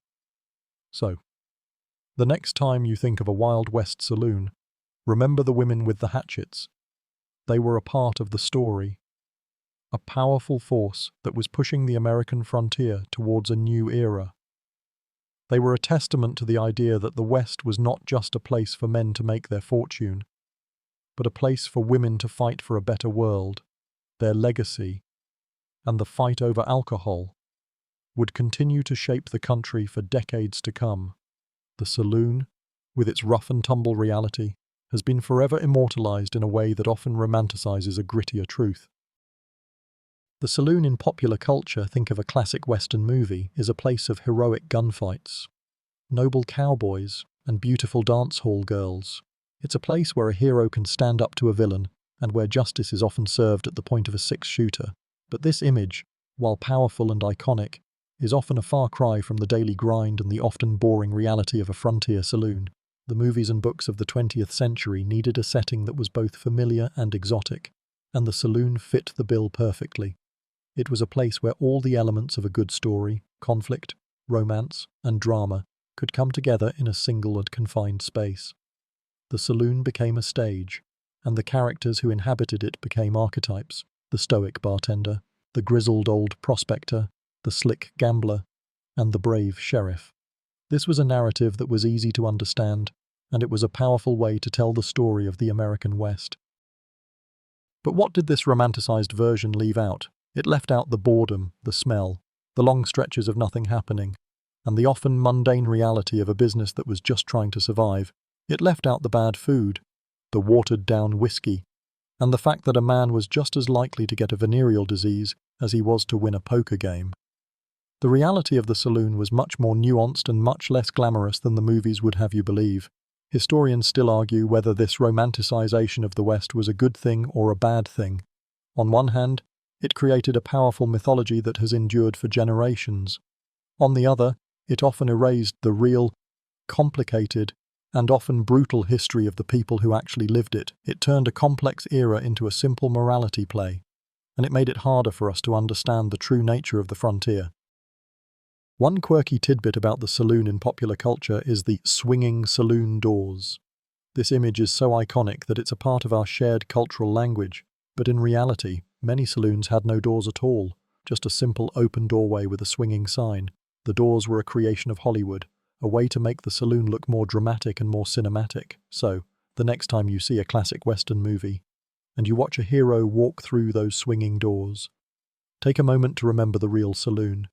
It was a place of business, a place of community, and a place of survival. It was a place where a man could get a free lunch, a cheap drink, and a lot of stories. And it was just as fascinating and as complex as the movie screen would have you believe. The saloon was, without a doubt, a powerful economic force in the American West. It wasn't just a place for men to spend their money, it was a business that provided jobs, created a market for local goods, and was a key part of a town's financial ecosystem. The saloon owner was often a wealthy and respected member of the community, and his establishment was a sign of a town's prosperity and its potential for growth. First, let's talk about the jobs. A saloon wasn't a one-man show. It required a staff, a bartender, a cook, a clean-up crew, and often a bouncer or two. These were jobs that paid a living wage, and they were a way for a man to make a good living on the frontier. The bartenders, in particular, were often well paid and respected, and they were a part of a town's permanent population. They were a sign of stability in a world that was often very transient. Second, the saloon created a market for local goods. The saloon owner had to buy his supplies from somewhere, and in a frontier town, that was often from local farmers and ranchers. The saloon would buy beef for the free lunch, grains for the whiskey, and produce for the kitchen. This created a demand for local goods, and it helped to support the agricultural economy of the region. A town with a successful saloon was a town with a successful economy, and the two were often linked. Historians still argue whether the saloon was a net positive or a net negative for a town's economy. On one hand, it created jobs and supported local businesses. On the other, it was often seen as a drain on a man's wallet, a place where he would spend his hard-earned money on a night of drinking and gambling. It was a complex and often contradictory force, a source of both prosperity and ruin. One quirky tidbit about the saloon's economic impact is the saloon tax. In many towns, the local government would charge a tax on the saloon, a way to raise money for public services like roads and schools. The saloon was often the single largest source of tax revenue in a town, and it was a way for the local government to benefit from a business that was often seen as a vice. It was a fascinating example of how a town could turn a profit from a business that was often viewed with suspicion. So, the next time you think of a saloon, don't just think of the men drinking and gambling, think of the jobs, the businesses, and the taxes. It was a powerful economic force, a testament to the fact that on the American frontier, a business was not just about making a profit, but about building a community. It was a complex and often contradictory force, a source of both prosperity and ruin. We've spent a lot of time in the saloon, but let's step outside for a moment and look at the food of the people who were often the saloon's best customers, the cowboys. The food served on cattle drives was a stark contrast to what a cowboy would crave in a town. On the trail, the food was all about utility, preservation, and a certain kind of monotony. It was a food that was designed for survival, not for pleasure. The trail cook was a central figure on the drive, and he was the one responsible for feeding the crew. His kitchen was a chuck wagon, a specially designed wagon that was a marvel of culinary engineering. The food itself was a simple, repetitive mix of the basics. You'd have beans, biscuits, and a lot of preserved meat. There were no fresh vegetables, no salads, and very little variety. It was a diet of pure calories, a way to keep a man fueled for the long, hard days in the saddle. The meat on the trail was a story in itself. It was often a tough, dried beef, or a salty pork that had been cured for months. It was a food that could withstand the heat, the dust, and the long, bumpy journey. You'd have it with beans, which were the ultimate trail food. They were cheap, easy to transport, and they could be cooked in a big pot over an open fire. They were a source of protein and fiber, and they were the foundation of the cowboy's diet. Historians still argue whether the cowboy's diet was a reflection of the poverty of the time or a simple matter of practicality. It was likely a bit of both. The food was chosen for its durability and its cost, but it was also a reflection of a life that was constantly on the move. You couldn't carry a lot of fresh food with you, so you had to rely on what could last. One quirky tidbit about trail food is the use of cowboy coffee. This was a dark, thick, and often gritty brew that was made by just boiling coffee grounds in a pot of water. There was no filter, no fancy machine, just a pot of water and a lot of coffee. The result was a drink that was more about caffeine and warmth than about taste. And it was a staple of the cowboy's morning routine. So, the next time you think of a cowboy, don't just picture him on a horse. Picture him sitting around a campfire, a plate of beans and a cup of thick, black coffee in his hands. It was a life of a certain kind of monotony, but it was a life that was also filled with a kind of simple, rugged beauty. The food was a part of that, a testament to a life that was both brutal and beautiful. We've been focusing on the trail, but let's remember the big picture. The American frontier was vast, and the ability to get food from one place to another was a constant challenge. But a new technology was about to change all that: the railroad. The Iron Horse was more than just a way to get people from one place to another. It was a revolution in food transport, and it had a huge impact on what people ate in the Wild West. Before the railroad, food was local. A town would eat what could be grown or hunted in its immediate vicinity. Perishable goods like fresh meat, dairy, and produce were a rare luxury, but the railroad changed all that. With the invention of the refrigerated railcar, it was now possible to transport fresh food across the country, from the farms of the Midwest to the dusty towns of the West. This meant that a town in Arizona could get fresh oranges from California, and a town in Montana could get fresh beef from Texas. This new access to fresh food had a huge impact on the saloon and the restaurant. They could now offer a wider variety of dishes, and the quality of the food began to improve. The free lunch was still a thing, but it was now a little more sophisticated, with better cuts of meat and a wider variety of pickles and crackers. The dining saloons, in particular, benefited from this new technology. They could now offer a menu that was more in line with what a person would find in a big city on the East Coast. Historians still argue whether the railroad's impact on food was a good thing or a bad thing. On one hand, it brought a new level of convenience and variety to the West. On the other, it began to erode the local food cultures and the traditional ways of cooking. The food of the West was no longer a product of its environment, it was a product of a global supply chain. One quirky tidbit about the railroad and food is the Harvey House restaurants. These were a chain of restaurants that were built along the Santa Fe Railroad, and they were known for their clean, efficient service and their high-quality food. The Harvey girls, the waitresses who worked at these restaurants, were famous for their polite and professional demeanor. The Harvey houses were a sign of a new era, a testament to the idea that even in the middle of nowhere, a person could get a good, clean meal. So, the next time you see a train, remember its role in the history of food. It was more than just a way to get people from one place to another. It was a revolution in what people ate, and it was a powerful force that shaped the culture and the economy of the American West. It was a testament to the idea that technology, in its own way, was just as important as the six-shooter in the taming of the American frontier. The saloon, with all its strange food, was a destination. But the journey to get there was a story in itself, and the cowboys' trail cooking was a testament to a very different kind of culinary life. This was a cuisine of necessity, born of the trail and the long, hard days in the saddle. It was a life of beans, biscuits, and a lot of ingenuity. The trail cook, or cookie, was the most important man on the drive, and he was the one responsible for keeping the crew fed. His kitchen was a chuck wagon, a specially designed wagon that was a marvel of culinary engineering. It was a mobile pantry and a mobile kitchen, and it was a source of a certain kind of comfort in a world that was often very lonely. The food was simple, but it was filling and it was always there. The staples of the cowboys' diet were few but mighty. You had beans, of course, which were a source of protein and fiber. You had biscuits, which were a source of carbs and a good way to soak up the juices from the meat. And you had coffee, which was a source of caffeine and a kind of liquid courage. These three things were the foundation of the cowboys' diet, and they were a testament to the fact that on the trail, food was fuel, not a luxury.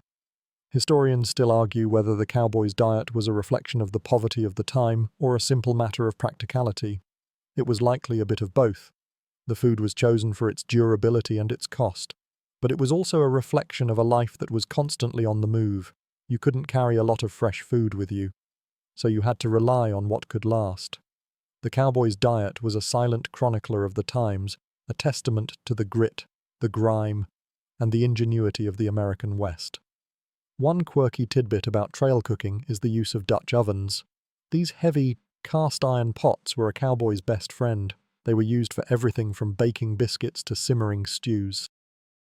They were a testament to the idea that a good cook could make a delicious meal with just a little bit of ingenuity and a lot of patience. The Dutch oven was a symbol of a certain kind of self-reliance, a testament to the fact that on the trail, a man had to be able to do it all himself.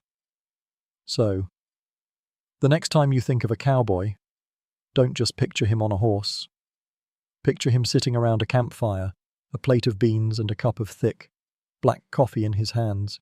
It was a life of a certain kind of monotony, but it was a life that was also filled with a kind of simple, rugged beauty. The food was a part of that. a testament to a life that was both brutal and beautiful. The chuck wagon was a masterpiece of mobile culinary engineering, a sort of food truck long before the term existed. It was the heart of the cattle drive, a rolling kitchen and pantry that kept the cowboys fed and, just as importantly, provided a sense of home and order in a world of constant motion. The chuck wagon was a simple but brilliant design, and it was a testament to the ingenuity of the trail cooks who used them. The wagon itself was a sturdy, covered wagon, but it was the back of the wagon that was the genius part. The tailgate would fold down to become a work table, and a series of drawers and shelves would hold everything a cook would need: flour, sugar, coffee, beans, salt pork, and all the tools of his trade. The whole thing was designed to be as efficient and as organized as possible. It was a place for everything, and everything was in its place. The chuck wagon was more than just a kitchen, it was a symbol of the trail. The cowboys would gather around it for their meals, and it was a place for a little bit of conversation and a lot of good food. The cook was the undisputed king of this domain. He was the one who woke up before everyone else, and he was the one who was still working after everyone else was in their bedrolls. He was the one who had to make sure that everyone was fed, and he was often the only one on the drive who was allowed to complain. Historians still argue whether the invention of the chuck wagon was a spontaneous act of genius or a slow evolution of a simple idea. It was likely a bit of both. The idea of a mobile kitchen was not new, but the chuck wagon, with its clever design and its a place for everything mentality, was a truly American innovation. It was a testament to the idea that a man could, with a little bit of ingenuity, make a home for himself anywhere. One quirky tidbit about the chuck wagon is the possum belly, a canvas sling that was hung under the wagon. This was a place to store firewood and other items that were too big to fit inside. It was a simple, but effective, way to carry a little bit of extra weight.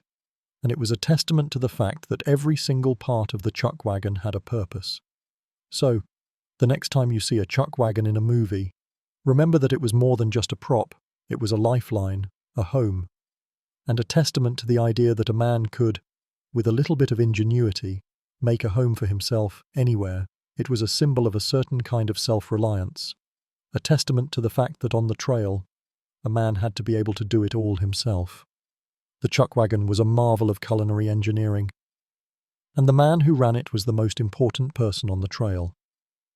The legendary chuck wagon cook, or cookie, was a figure of immense authority and respect. He was more than just a guy who cooked food. He was a doctor, a barber, a banker, and a confidant. He was the one person on the trail who had a say over everyone, even the trail boss. The cook's day started before anyone else's and ended after everyone else was asleep. He was the first to wake up, getting the fire started and the coffee brewing before the sun was even on the horizon. His job was to have a hot breakfast ready for the cowboys before they hit the trail, and a hot supper ready for them when they came in for the night. This was not a small job. He was cooking for a dozen or more hungry men who had just spent a long, hard day in the saddle. The cook's authority came from the fact that he was in charge of the food. On the trail, food was everything. A cowboy who was tired and hungry was a cowboy who was prone to mistakes, and mistakes could be deadly. The cook was the one who made sure everyone was fed, and he was a master of his craft. That he could make a delicious meal out of the simplest ingredients, and he was a wizard with a Dutch oven. Historians still argue whether the cook's authority was a formal arrangement or a natural evolution of his role. It was likely a bit of both. The trail bosses knew that a happy and well-fed crew was a productive crew, and they gave the cook the respect and the autonomy he needed to do his job. The cook was often a gruff, independent man who didn't suffer fools, and his reputation was everything. He was a master of his domain, and the cowboys knew it. One quirky tidbit about the chuck wagon cook is the cook's call. This was a unique sound that the cook would make to let the cowboys know that the food was ready. It could be a yell, a holler, or a clang of a pan, but it was a sound that every cowboy on the trail knew and loved. It was a signal that the hard work was over for the day, and that a good meal was waiting for them. So, the next time you hear a story about the Wild West, and you hear about a cowboy and his horse, remember the man who was just as important, the cook. He was the unsung hero of the cattle drive, a man who, with a little bit of ingenuity and a lot of hard work, made sure that everyone was fed, happy, and ready to ride another day. He was a testament to the idea that on the trail, a good meal was more than just food, it was a lifeline. We've talked about the cook, the chuck wagon, and the overall diet of the cowboy. Now let's dive into the single most important food item on the trail, the bean. The bean was more than just a food. It was a symbol of the trail, a testament to its grit and its practicality. It was a food that was cheap, easy to transport, and could be cooked in large quantities over an open fire. It was the backbone of the cowboy's diet, and it was a source of protein and fiber that was essential for a life of hard work. The beans were often cooked in a big cast-iron pot, known as a Dutch oven, and they would simmer for hours over a low fire. The cook would add things like salt pork, onions, and whatever spices he had on hand. The result was a thick, hearty, and delicious stew that was a source of warmth and comfort in the cold, open night. The smell of a pot of beans simmering over a fire was a promise of a good meal, a scent that every cowboy knew and loved. Historians still argue whether the popularity of beans was a result of their high protein content or their ability to be stored and transported for long periods without spoiling. It was likely a bit of both. The beans were the perfect food for a life on the move. They didn't require refrigeration, they were lightweight, and they could be cooked in a single pot. They were a testament to the idea that on the frontier, a man had to make do with what he had, and he had to be resourceful with what he had. One quirky tidbit about beans on the trail is the use of son of a bitch stew. This was a stew made from the internal organs of a calf, the heart, the liver, the brains, the tongue, all cooked together in a pot with a little bit of flour and some water. It was a brutal and, to our modern ears, a slightly gross way to use every part of the animal. But for the cowboys of the time, it was a source of protein and a testament to their resourcefulness. It's a reminder that on the trail, nothing went to waste. So, the next time you eat a bowl of beans, remember their history on the American frontier. They were more than just a food, they were a symbol of a certain kind of resilience, a testament to a life that was both brutal and beautiful. They were a part of the story of the American West, one delicious and often dangerous. Bite at a time. The cowboy's diet was a simple one, and the foundation of that diet was a staple you might not immediately associate with the Wild West: sourdough. Sourdough was more than just a bread, it was a way of life, a symbol of self-reliance, and a testament to the ingenuity of the frontier cook. The sourdough starter, a simple mixture of flour, water, and wild yeast, was a priceless possession. A living thing that was passed down from cook to cook, and a key to making a delicious meal out of the simplest ingredients. The starter was kept in a crock or a sack, and it was used to make everything from bread and biscuits to pancakes and donuts. The wild yeast in the air would ferment the mixture, giving it a tangy, sour flavor. This was a bread with a character, a bread that told a story. It was a bread that was alive, and for a cowboy on the trail, a warm, fresh piece of sourdough bread was a rare and precious luxury. Historians still argue whether the sourdough starter was a true innovation of the American West, or if it was simply a continuation of a long-standing tradition of baking. It was likely a bit of both. The tradition of sourdough baking was an old one, but on the frontier, it took on a new life. It was a way for a cook to create a delicious and satisfying meal without having to rely on store-bought yeast or other ingredients that were hard to come by. One quirky tidbit about sourdough is the sourdough pot that was often carried by a cowboy. This was a small pot or a sack that held the starter, and it was often kept in the cowboy's bedroll to keep it warm. It was a symbol of his independence, a testament to the fact that he was always ready to make a meal for himself. No matter where he was, it was a part of his identity, and it was a source of pride. So, the next time you eat a piece of sourdough bread, remember its Wild West ancestors. It was more than just a food, it was a symbol of a certain kind of resilience, a testament to a life that was both brutal and beautiful. It was a part of the story of the American West, one tangy, delicious bite at a time.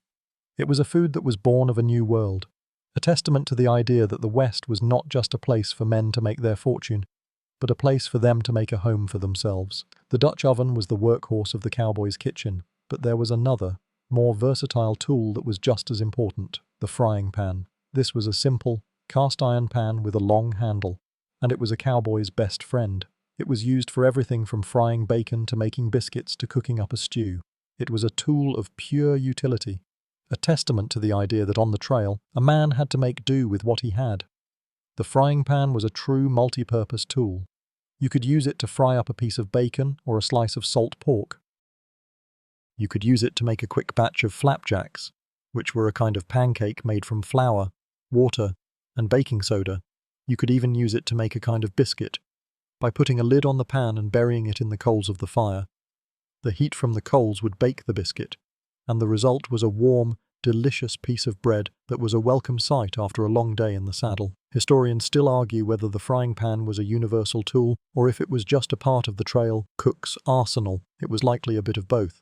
The frying pan was a common item on the frontier, but on the trail, it took on a new life. It was a tool that was used for every meal, and it was a symbol of the cook's ingenuity and his resourcefulness. One quirky tidbit about the frying pan is the use of the Cowboys brand. This was a unique design that a cook would burn into the handle of his frying pan, a way to identify it as his own.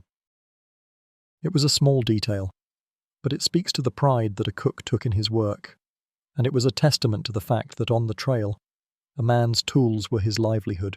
So, the next time you use a frying pan, remember its Wild West ancestors.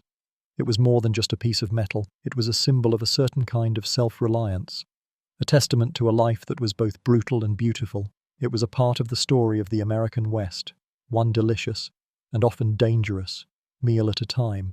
It was a tool that was used to make a home for a man in a world that was constantly on the move. The cowboy's diet was a simple one, and it was mostly made up of things that could be stored and transported. But there was another, more exciting part of the trail diet: wild game and foraged foods.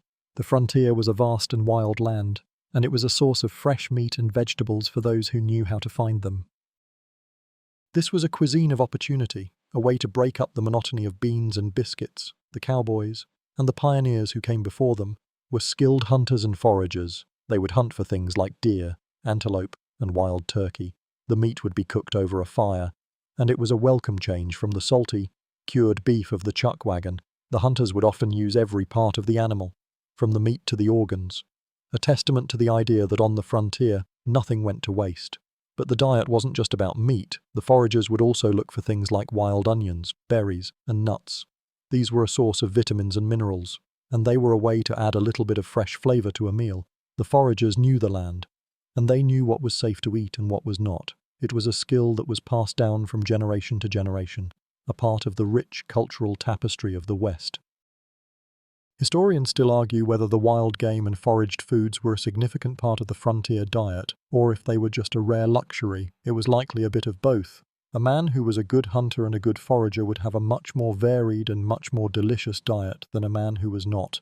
But the reality of the trail was that you couldn't always rely on a fresh kill or a lucky find. One quirky tidbit about wild game on the trail is the use of buffalo chips as a source of fuel. These were dried buffalo droppings, and they were a common sight on the prairie. They were a great source of heat, and they were often the only source of fuel in a treeless landscape. It's a slightly gross thought, but it was a testament to the ingenuity and the resourcefulness of the people who lived on the frontier.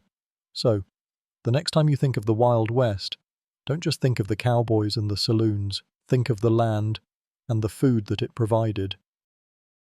It was a life of a certain kind of simplicity, but it was a life that was also filled with a kind of rugged beauty. The food was a part of that, a testament to a life that was both brutal and beautiful. We've spent a lot of time on the trail, but what about the people who stayed put? The food of the frontier families was a story of resourcefulness, resilience, and a lot of hard work. In a world with no grocery stores, no delivery services, and no refrigeration, a family's survival depended on their ability to grow, hunt, and preserve their own food.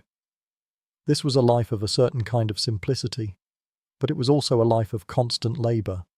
The family garden was the heart of the home. A family would grow whatever they could: potatoes, corn, beans, squash, and whatever other vegetables would grow in the harsh western climate. They would plant in the spring, tend to the crops all summer, and then harvest in the fall. The food would then be stored in root cellars or dried in the sun to last through the long, cold winter. It was a cycle of life and death, a constant battle against the elements and the clock, But it wasn't just about the vegetables. The families would also keep a few animals, a cow for milk, a few chickens for eggs, and a pig for meat. The pig was a particularly important animal. It was a source of fat and protein, and it could be cured and smoked to last all winter. The pig would be slaughtered in the fall, and the whole family would work to process the meat. It was a messy, but essential, part of life on the frontier. Historians still argue whether the family diet was a good thing or a bad thing. On one hand, it was a healthy, farm-to-table diet that was free of chemicals and preservatives.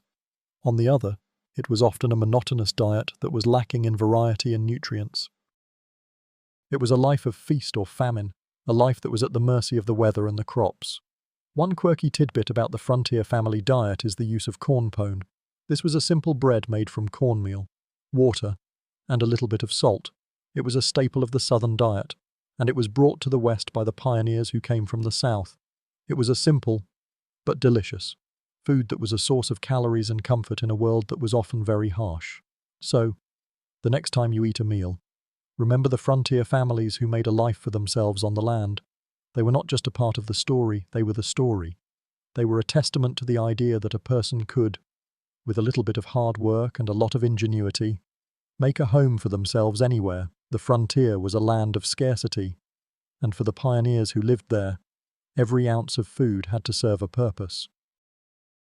This brings us to pemmican, the ultimate survival food of the American West. It was a high-calorie, long-lasting food that was a staple for explorers, traders, and anyone who had to travel long distances without a reliable food source. It was a food of pure utility, a testament to the ingenuity and the resourcefulness of the people who lived on the frontier. Pemmican was a simple but brilliant recipe. It was made from dried, pounded meat, usually buffalo or deer, that was mixed with rendered animal fat. Sometimes it was flavored with dried berries, like chokecherries or cranberries. The mixture was then packed into a leather sack or a bag made from animal gut.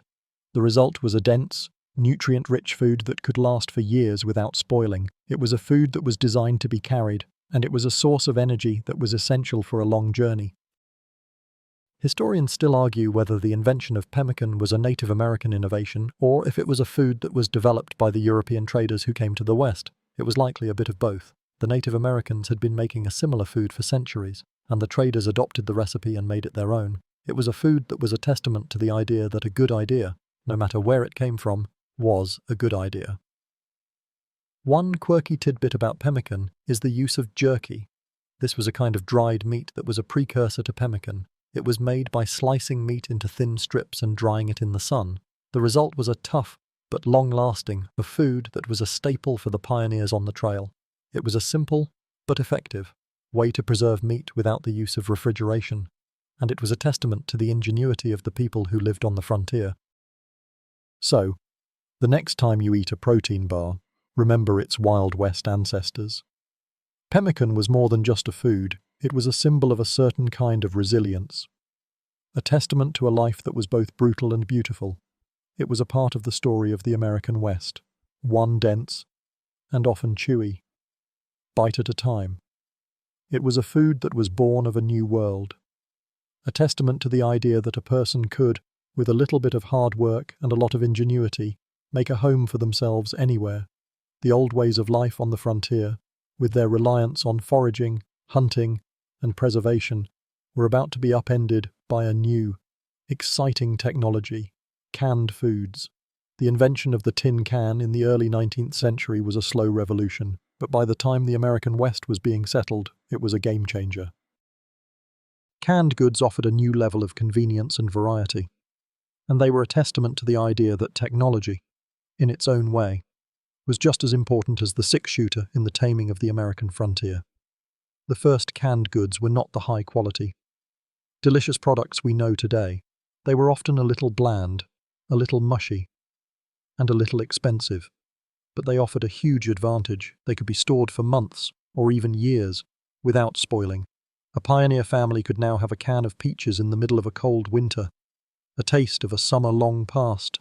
A cowboy on the trail could now have a can of tomatoes, a source of vitamins and a break from the monotonous diet of beans and jerky. The canned food industry grew rapidly in the second half of the 19th century, and it was a direct result of the expansion of the railroads. Canneries could now ship their products all over the country, and the small, remote towns of the West were no longer cut off from the rest of the world. The grocery store, with its shelves of canned goods, began to replace the root cellar and the hunting rifle as the primary source of food for many families. Historians still argue whether the rise of canned foods was a good thing or a bad thing for the frontier diet. On one hand, it brought a new level of convenience and variety. On the other, it began to erode the traditional skills of hunting, foraging, and preservation.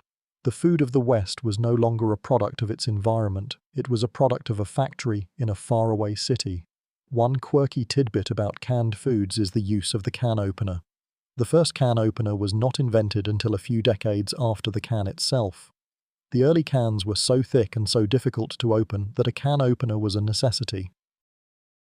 In a world with no can opener, a person had to use a hammer, a knife, or a rock to get to the food inside. It was a testament to the fact that new technology often creates new problems. So, the next time you open a can of soup, remember its Wild West ancestors. It was more than just a food, it was a symbol of a certain kind of progress, a testament to a life that was both brutal and beautiful.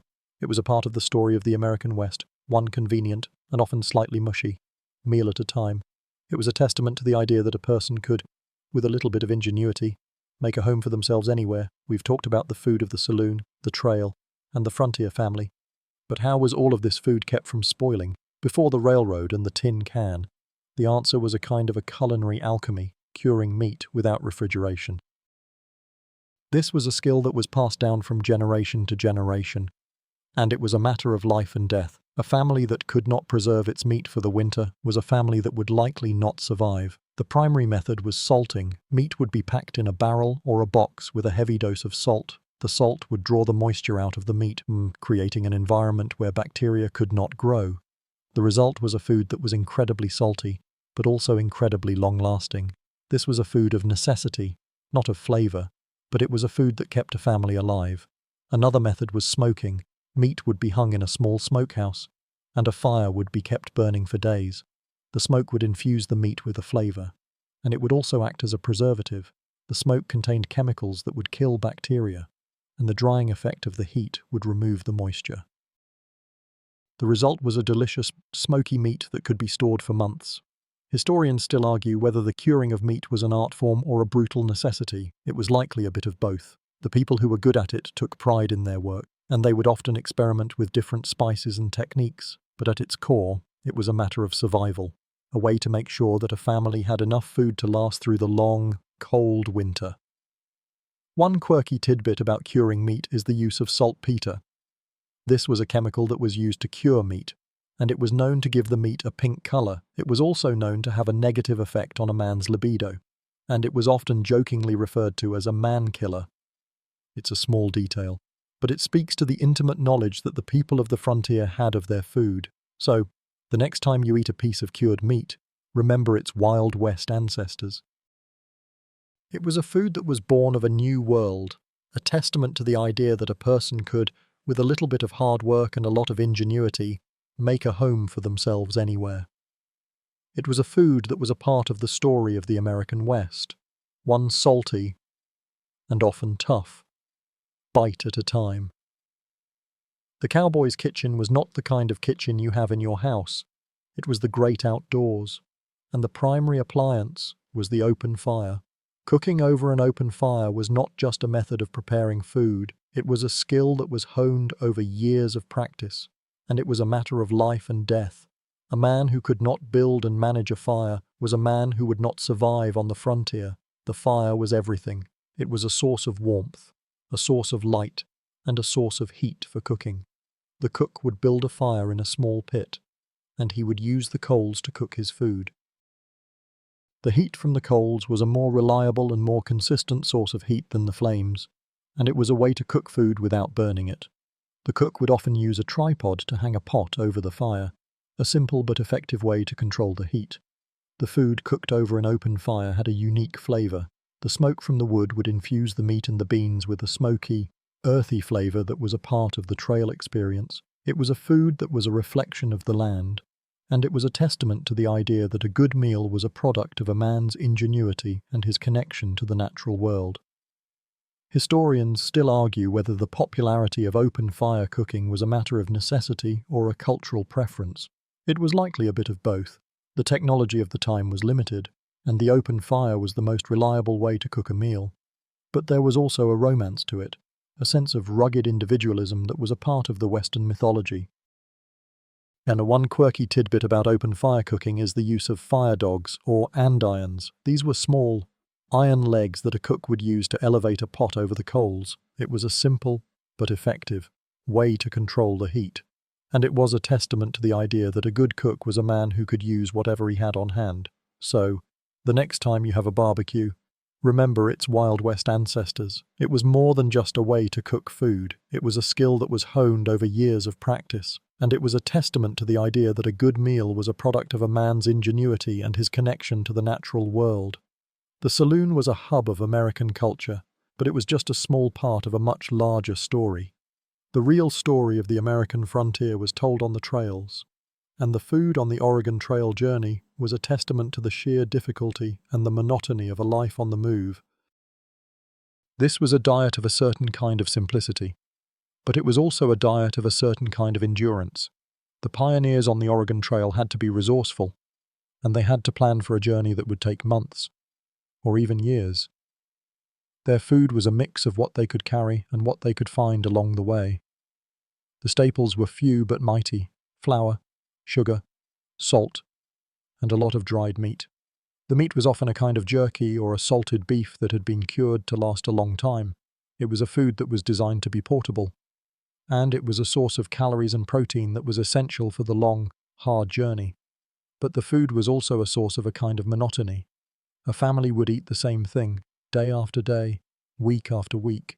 The menu was a simple one: biscuits made from flour and water, a bit of dried meat, and a lot of water. The journey was a constant battle against boredom, and the food was a part of that. A person would often dream of a fresh vegetable, a piece of fruit, or a piece of bread that was not made from the same old flour. Historians still argue whether the Oregon Trail diet was a sign of the poverty of the time or a simple matter of practicality. It was likely a bit of both. The food was chosen for its durability and its cost, but it was also a reflection of a life that was constantly on the move. You couldn't carry a lot of fresh food with you, so you had to rely on what could last. One quirky tidbit about the Oregon Trail diet is the use of hoosh. This was a kind of stew made from whatever a person had on hand: a little bit of dried meat, a handful of flour, and a lot of water. It was a food that was born of a new world, a testament to the idea that a person could, with a little bit of ingenuity, make a meal for themselves anywhere.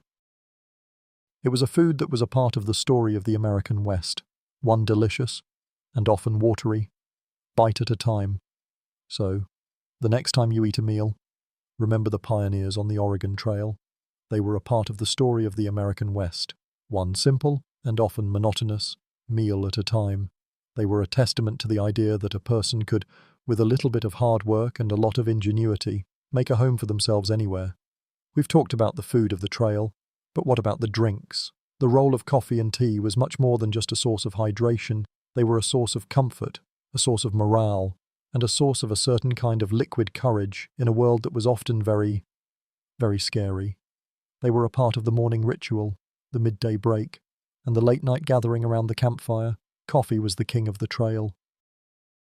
It was a dark, thick, and often gritty brew that was made by just boiling coffee grounds in a pot of water. There was no filter, no fancy machine, just a pot of water and a lot of coffee. The result was a drink that was more about caffeine and warmth than about taste, and it was a staple of the cowboys' morning routine. It was a way to wake up, to get ready for the long day ahead, and to shake off the cold of the night. But what about tea? Tea was a more refined and more rare beverage on the frontier. It was often a luxury that was reserved for special occasions or for the women and children on the journey. It was a symbol of a certain kind of civility, a reminder of the life they had left behind. The tea was often a simple black tea that was brewed in a small pot, and it was a source of warmth and a source of a kind of quiet comfort. Historians still argue whether the popularity of coffee and tea was a direct response to the dangers of drinking contaminated water, or if it was simply a cultural preference. It was likely a mix of both. Boiling water to make coffee and tea killed any harmful bacteria, making it a safer alternative to drinking from a questionable river or well. But it was also a source of comfort, a way to connect with a world that was far away, and a way to share a little bit of home in a foreign land. One quirky tidbit about coffee and tea on the trail is the use of hooch. This was a kind of homemade liquor that was made from whatever a person had on hand, a little bit of sugar, some yeast, and a lot of water. It was a brutal and, to our modern ears, a slightly gross way to make a drink that was both cheap and powerful. It was a testament to the idea that on the frontier, a person would use whatever they had on hand to make a drink. So, the next time you drink a cup of coffee or tea, remember their history on the American frontier. They were more than just a drink. They were a symbol of a certain kind of resilience, a testament to a life that was both brutal and beautiful. They were a part of the story of the American West, one warm and often gritty. Sip at a time. We've talked about the food of the trail, the saloon, and the frontier family, but how was a meal actually prepared? One of the most important tools in the trail cook's arsenal, and a truly revolutionary piece of cookware, was the Dutch oven. This was a heavy, cast-iron pot with 3 legs and a lid with a raised rim. It was a simple design, but it was a marvel of culinary engineering, a true multi-purpose tool that could be used for everything from frying to baking. The genius of the Dutch oven was in its design. The heavy cast iron held and distributed heat evenly, and the legs allowed it to be placed directly in the coals of a campfire. The raised rim on the lid was a brilliant innovation. A cook could place hot coals on the lid, and the pot would be heated from both the top and the bottom, turning it into a kind of portable oven. This meant that a cook could bake biscuits, a cake, or even a pie in the middle of a dusty, open plain. It was a luxury that was a huge part of the morale of the trail. The Dutch oven was a testament to the ingenuity of the people who lived on the frontier. They took a simple idea and made it their own, adapting it to the harsh realities of life on the trail. A good cook would often have a few of them, each one a different size, and he would use them to create a feast for his crew. It was a kind of magic, a way to turn a few simple ingredients into a delicious and satisfying meal. Historians still argue whether the Dutch oven was a true American innovation, or if it was simply a continuation of a long-standing tradition of cast-iron cooking. It was likely a bit of both. The tradition of cast-iron cooking was an old one, but on the frontier, the Dutch oven took on a new life. It was a way for a cook to create a delicious and satisfying meal without having to rely on store-bought yeast or other ingredients that were hard to come by. One quirky tidbit about the Dutch oven is the use of hoop iron. This was a kind of iron band that a cook would use to hang the Dutch oven over a fire. It was a simple, but effective, way to control the heat. And it was a testament to the idea that a good cook was a man who could use whatever he had on hand. So the next time you see a Dutch oven, remember its Wild West ancestors. It was more than just a pot. It was a symbol of a certain kind of resilience, a testament to a life that was both brutal and beautiful. It was a part of the story of the American West, one delicious and often smoky meal at a time. The food of the American frontier was a fascinating mix of necessity and ingenuity. The legacy of frontier cooking is not just a story about food, it's a story about a certain kind of resourcefulness and self-reliance that has become a part of the American identity. The people who lived on the frontier had to make do with what they had, and they had to be creative with what they had. This spirit of innovation, born of a need to survive, shaped American cuisine in surprising ways.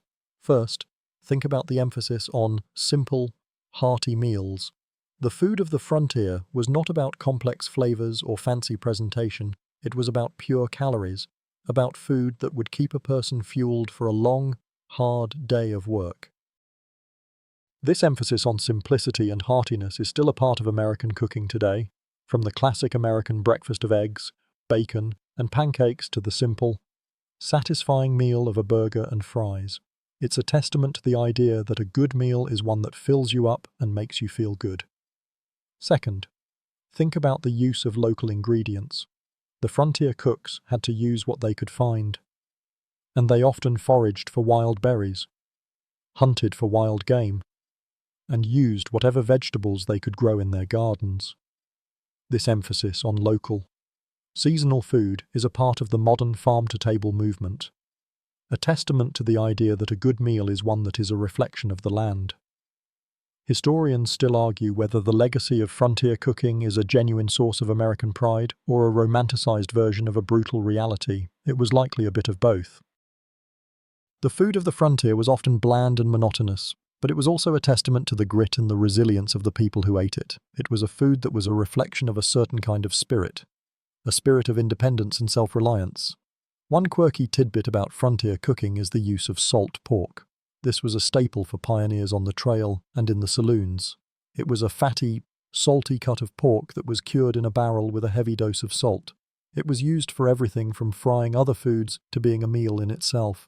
Today, we have bacon, which is a much milder, less salty version of the same thing. Salt pork was a food of pure utility, a source of fat and calories in a world that was constantly on the move. So, the next time you eat a meal, take a moment to remember its Wild West ancestors. The food of the American frontier was more than just a diet. It was a testament to the ingenuity and the creativity of a people who were building a new world. It was a part of the story of the American West, one delicious and often salty meal at a time. It was a testament to the idea that a person could, with a little bit of hard work and a lot of ingenuity, make a home for themselves anywhere. The old ways of frontier life, with their reliance on ingenuity and self-reliance, couldn't last forever. As America expanded and became more connected, the slow disappearance of the Old West diet was inevitable. The rugged, isolated life of the frontier began to give way to a more modern, interconnected world, and with it, the food changed. The first and biggest change was the rise of the railroad.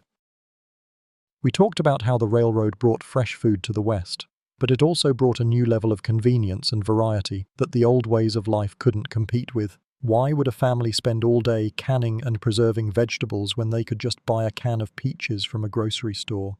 Why would a cowboy eat a tough piece of jerky when he could have a fresh steak? The old ways were a matter of survival. The new ways were a matter of convenience. Another change was the growth of cities. As the small frontier towns became larger, more respectable cities, the demand for better food grew. The saloons began to transform into dining saloons, and new restaurants began to open that offered a more sophisticated menu. The old, salty, thirst-inducing food of the saloon began to seem outdated and unappealing. Historians still argue whether this change was a good thing or a bad thing. On one hand, it brought a new level of convenience and variety to the West. On the other, it began to erase the traditional skills of hunting, foraging, and preservation. The food of the West was no longer a product of its environment, it was a product of a global supply chain. It was a trade-off, a choice between the old ways and the new ways, and the new ways were winning. One quirky tidbit about this era is the rise of the food cart. In the late 19th century, in cities like San Francisco and Denver, street vendors would sell hot dogs, pretzels, and other fast foods from a cart. These were a new kind of business, a testament to the idea that people wanted a quick, convenient meal that was a little bit more modern than the old, traditional fare. So, the next time you eat a meal, remember the long, slow, and often sad death of the Old West diet.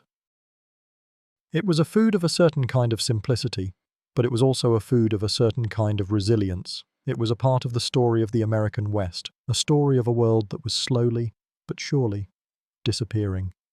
The flavors of the Old West are a fascinating and often forgotten part of history. The taste of the frontier was a taste of salt, of smoke, and of a certain kind of simplicity. It was a flavor that was born of a need to survive, a taste that was a reflection of the land, and a flavor that was a testament to the ingenuity and the resilience of the people who lived it. It was a flavor that was as much a part of the Western mythology as the six-shooter and the cowboy hat. Think about the taste of the saloon's free lunch.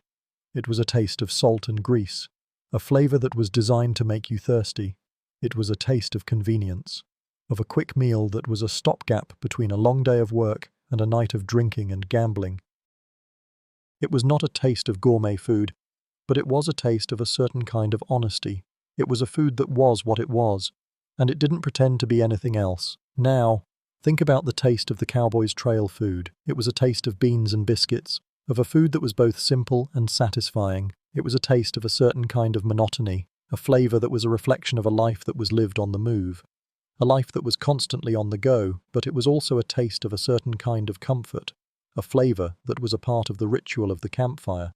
a taste of a meal that was a reward for a long, hard day in the saddle. Historians still argue whether the flavors of the Old West were a good thing or a bad thing. On one hand, they were often bland and monotonous. On the other, they were a part of a rich cultural tapestry, a taste of a world that was slowly but surely disappearing. They were a testament to the idea that a good meal was one that filled you up, and that a good meal was one that was a product of a man's ingenuity and his connection to the natural world. One quirky tidbit about the flavors of the Old West is the use of wild herbs. The pioneers and cowboys would often forage for wild herbs like sage, wild onion, and wild thyme.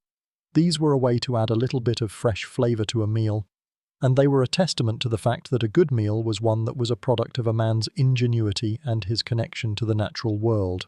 So, the next time you eat a meal, take a moment to remember the flavors of the Old West. They were more than just a diet. They were a testament to the ingenuity and the creativity of a people who were building a new world. They were a part of the story of the American West, one delicious, and often salty, meal at a time. It was a testament to the idea that a person could, with a little bit of hard work and a lot of ingenuity, make a home for themselves anywhere. So, we've ridden the trail, we've bellied up to the bar, and we've sat down for a meal with a frontier family. We've tasted the salty meats of the saloon, the simple beans of the trail, and the long-lasting pemmican of the pioneer. We've seen how food was more than just a source of nourishment. It was a symbol of a certain kind of life, a life of grit, of ingenuity, and of a certain kind of simple beauty. Remembering the taste of the frontier is a way of remembering the people who lived it, and a way of understanding a world that was both very different from our own and very much the same. The food of the Old West was a reflection of its time. It was a food that was a testament to a world with no refrigeration, no modern grocery stores, and no easy way to get from one place to another. It was a food that was born of a need to survive, a taste that was a reflection of the land, and a flavor that was a testament to the ingenuity and the resilience of the people who lived it. It was a food that was as much a part of the Western mythology as the six-shooter and the cowboy hat. But the most important thing to remember about this food is that it was a part of a larger story. It was a part of a story of a world that was slowly, but surely, being tamed. It was a story of a world that was slowly but surely becoming more modern, more convenient, and more interconnected. The food of the frontier was a part of that transition, a silent chronicler of the times, a testament to the fact that the West was not just a place of lawlessness and violence, but a place of progress, of change, and of a certain kind of rugged beauty. The taste of the frontier, then, is not just a taste of history, it's a taste of ourselves. It's a taste of the ingenuity and the self-reliance that we all have within us. It's a taste of a world that was both very different from our own and very much the same. It's a taste of a time when a good meal was not just a source of nourishment, but a source of comfort, of morale, and of a certain kind of liquid courage. It's a taste of a world that was at once brutal and beautiful, a world that was, in its own way, a testament to the human spirit. And now, as the sun sets on our journey through the culinary history of the Old West, it's time to let the images fade and the flavors soften. The dusty saloon, the open trail, the crackling campfire, let them all gently recede. The stories have been told, the lessons have been learned, and the journey is complete. The flavors of the past are a part of us now, a testament to a time when a good meal was a matter of survival, and a good friend was a matter of life and death. The fire is dying down to a soft glow, and the silence of the prairie is settling in. The taste of the frontier, with all its salt and all its smoke, is fading into a gentle whisper. Let the last of these tastes and sounds drift away, and may they carry you into a deep and peaceful sleep. Sweet dreams. End of script. Sweet dreams.